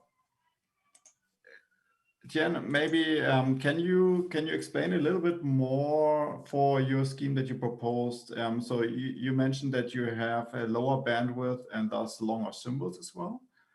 And you mentioned at some point as well the length of the messages that would be exchanged. Can you comment a little bit more? How long are such a request message, for example, maybe in terms of symbols or in terms of milliseconds? So for our system, we can flexibly choose the length of the message, because like the message is it's just like a sequence, a raw sequence of complex numbers, which is generated like randomized cryptographically with a key. So in our experiment right there, we use the 512 samples, which is around 5 microseconds for one message. Okay, and then do you send the same message also repeated multiple times, or this is essentially all the ranging is done based only on one message that is sent by each side? Yeah, so that is the basic in our broadcast ranging system. So the initiator, we only send just one sequence to request for the ranging operation, and then for on the reflectors, each of them we just send different sequences and with a batch. So like so reflector 1 we send like 10 sequences, different sequences. And reflector 2, we also send different 10 different sequences. Yes, So and they these response sequences, they are also of length 5 microseconds, or they are shorter than, or they also 5 microseconds. Okay, I see. So the request is 5 microsecond, and then you have all these different responses coming in from all the reflectors. Yes. Do you how long does it take? So I think at some point in your presentation as well, you had some figures on, you know, the reflectors would detect the request and then start to process it, generate some random timing delay, and then send out the response. How long does it take the reflector in general to recognize that there's a request and to kind of decode the request, demodulate the request? Yes, so we did measure the time from where it start detecting the request and start responding with the sequence. It's about 6 microseconds or something like that. Okay, okay, I see. Yeah. So, and this is all done on the FPGA, on the USRP, or this is somehow done on the host? So are you transmitting the samples to the host and then doing the demodulation on the host, or this is all done on the FPGA? Yeah, so we can do both of that implementation. So we have the FPGA, which can just do it in the right directly on the device, or we can just transmit, transfer the samples to the host, and then just send it back again with the host, transfer the samples to the USRP to send back the response. Yeah, but then it probably would take more than 5 microseconds or something to send back.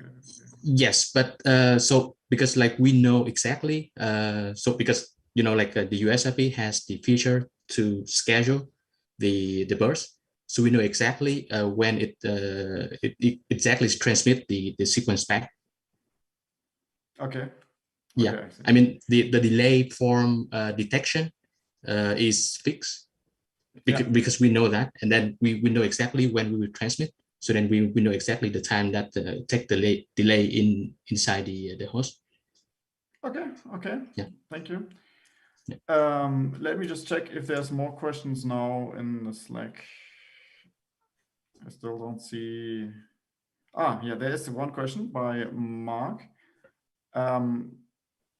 Should I just read out the question? Maybe I'll just read out the question now, or I'm not sure if I can unmute Mark to raise the question yourself.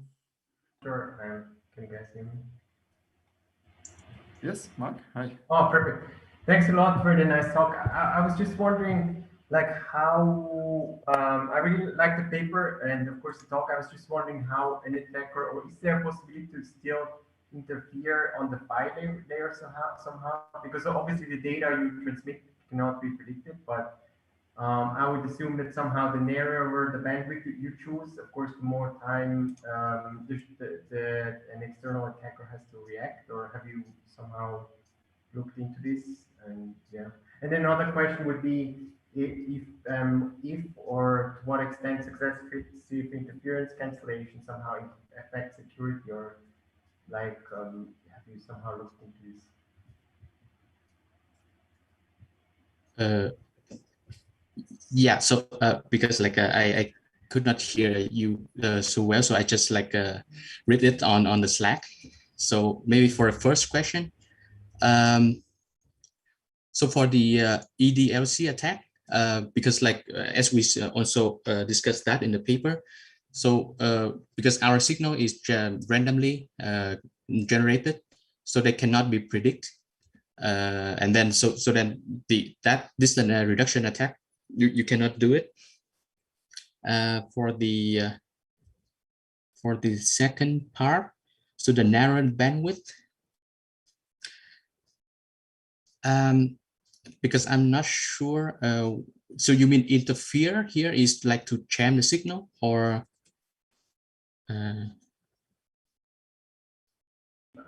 you hear me a bit better now? It's better. I'm trying to see if it's better. I was basically wondering if the attacker could send something and trick the receiver that he thinks the symbol has been received earlier, right? I'm not referring to like denial of service or jamming, just like sending maybe a little bit of noise or something to make sure that the receiver thinks the symbol starts a little earlier. That's what I meant by EDLC attack, or No, I mean, like, because the message is completely unknown to the adversary. So by sending noise, you mean like maybe overshadow with some other signal to block the signal? Because Yeah, here, I guess maybe along the lines. So we don't have that much more time for the Q&A, but maybe along the lines of early detect and late commit, something on that range. So a well-timed attacker could start to kind of pre-send symbols, and then after some time figure out if the real reflector actually was sending some symbols, and this could maybe influence the kind of leading edge detection that you're doing to do the timing.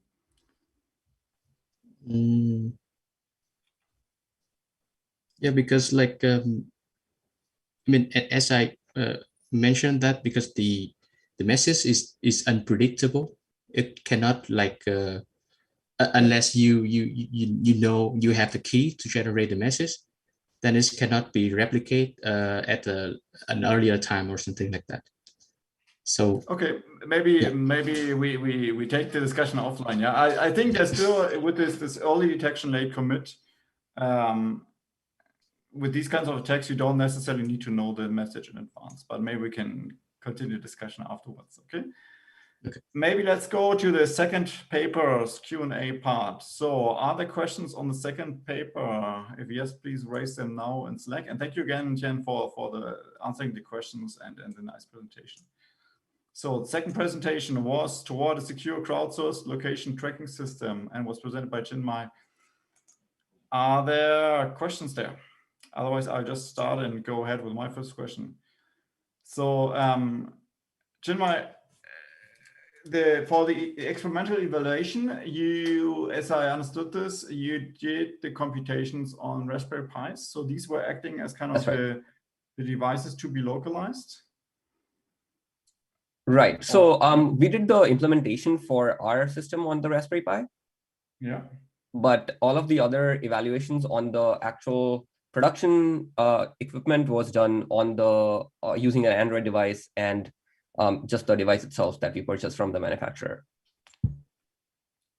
Yes, for the analysis of these commercial devices, yeah.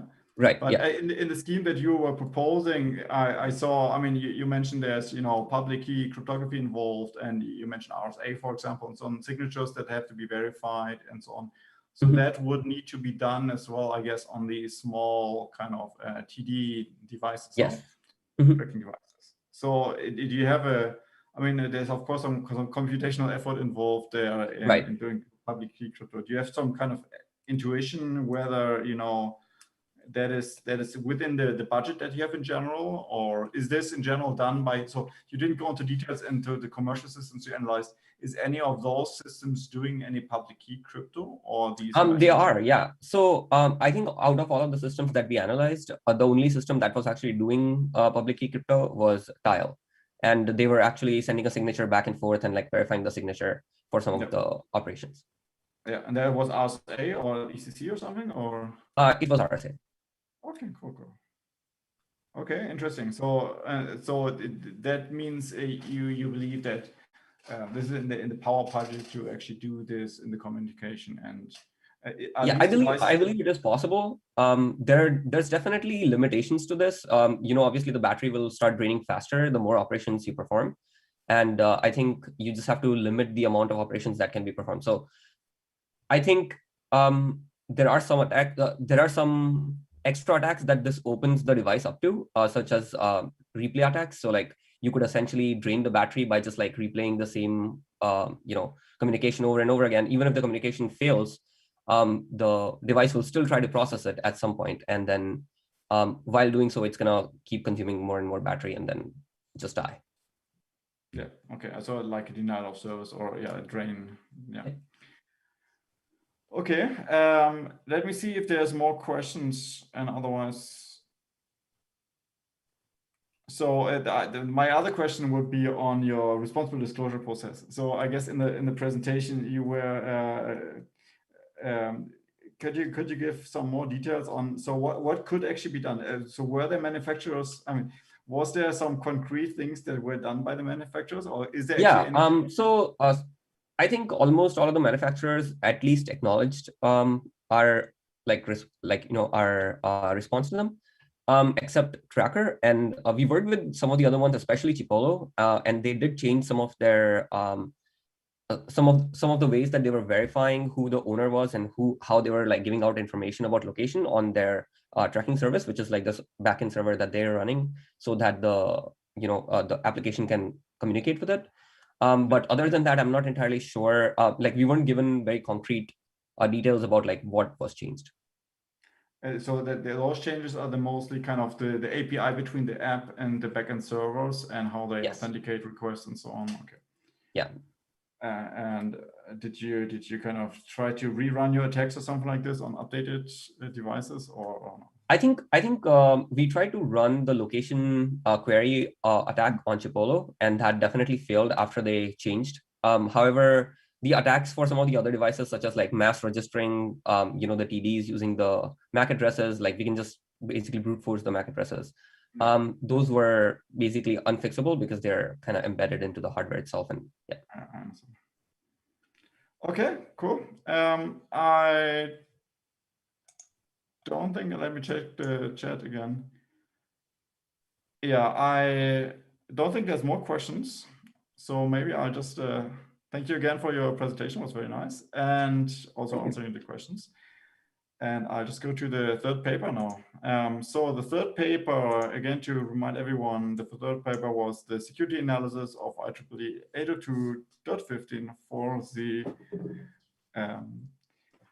HRP ultra-wideband time-of-flight distance measurement. So I think I've seen one question already in the chat, and maybe this time I'll just read it out to ensure that there's good audio quality. So the question is by Merlin, and he asked, if I understand correctly, the tags require the presence of a legitimate transmitter. Would it be possible to add angle of arrival measurements to spot the attacker, or is that a whole different challenge? So, Nidula, what do you say? Yes, you are right. Over here, we need presence of legitimate transmitter because the highest, strongest peak should still be coming from the attacker, because we cannot generate a very strong peak because STS is unknown. And that's why we want to only inject a peak during the back search, which is not the strongest, but the one which satisfies the threshold needed to detect the early peak.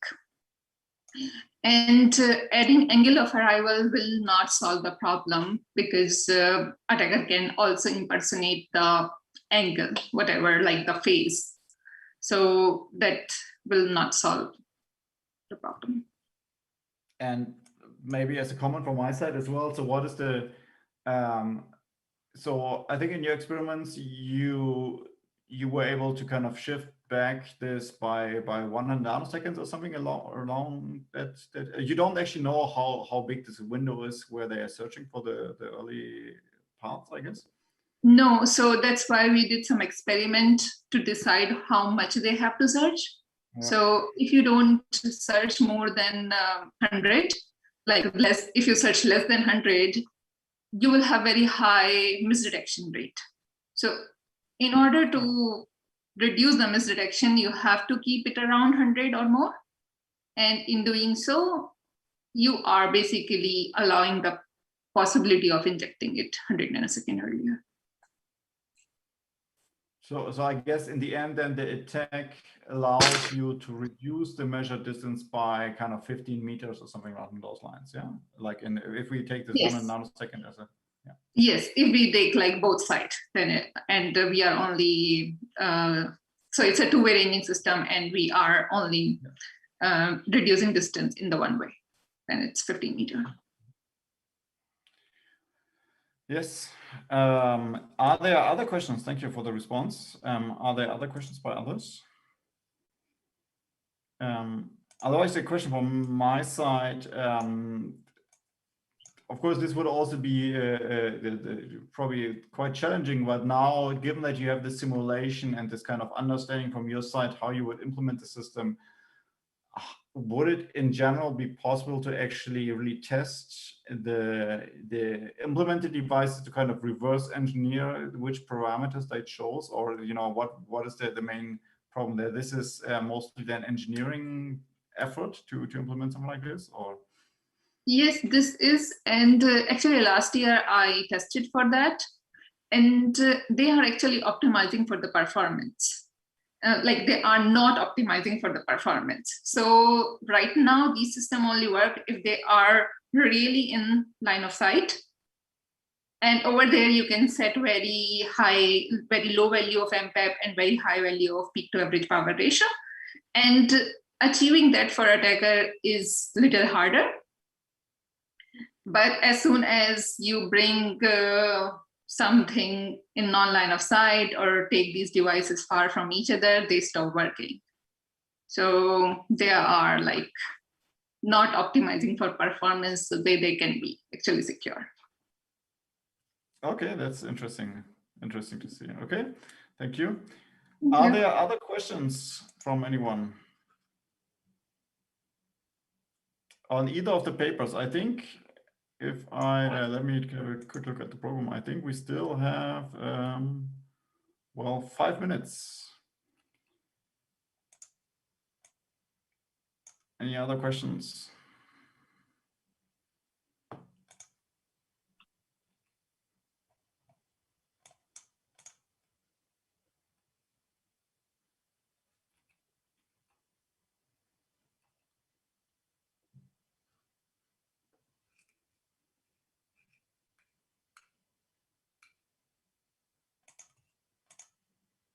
So maybe then from my side again, another question from Mridula. So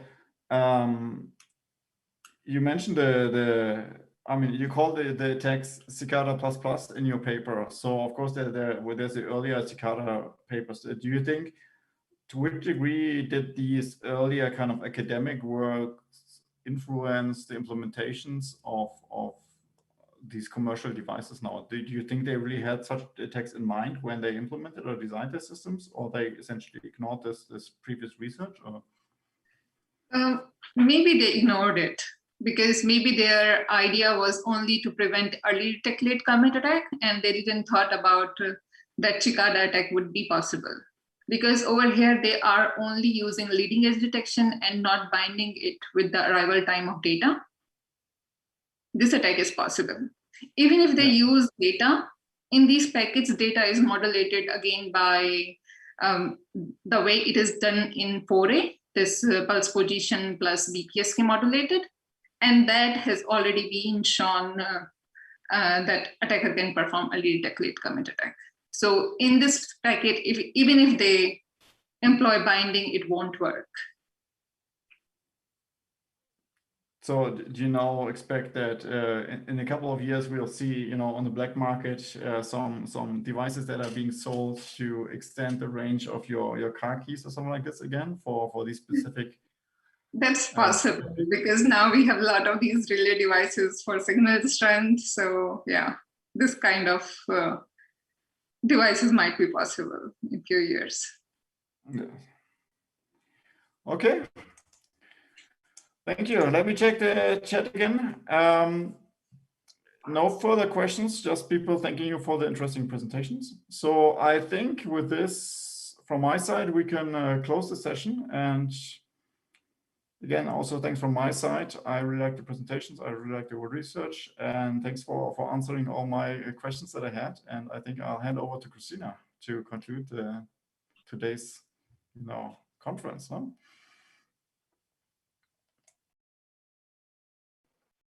Yes, thank you very much, Nils, for chairing this last session of the day.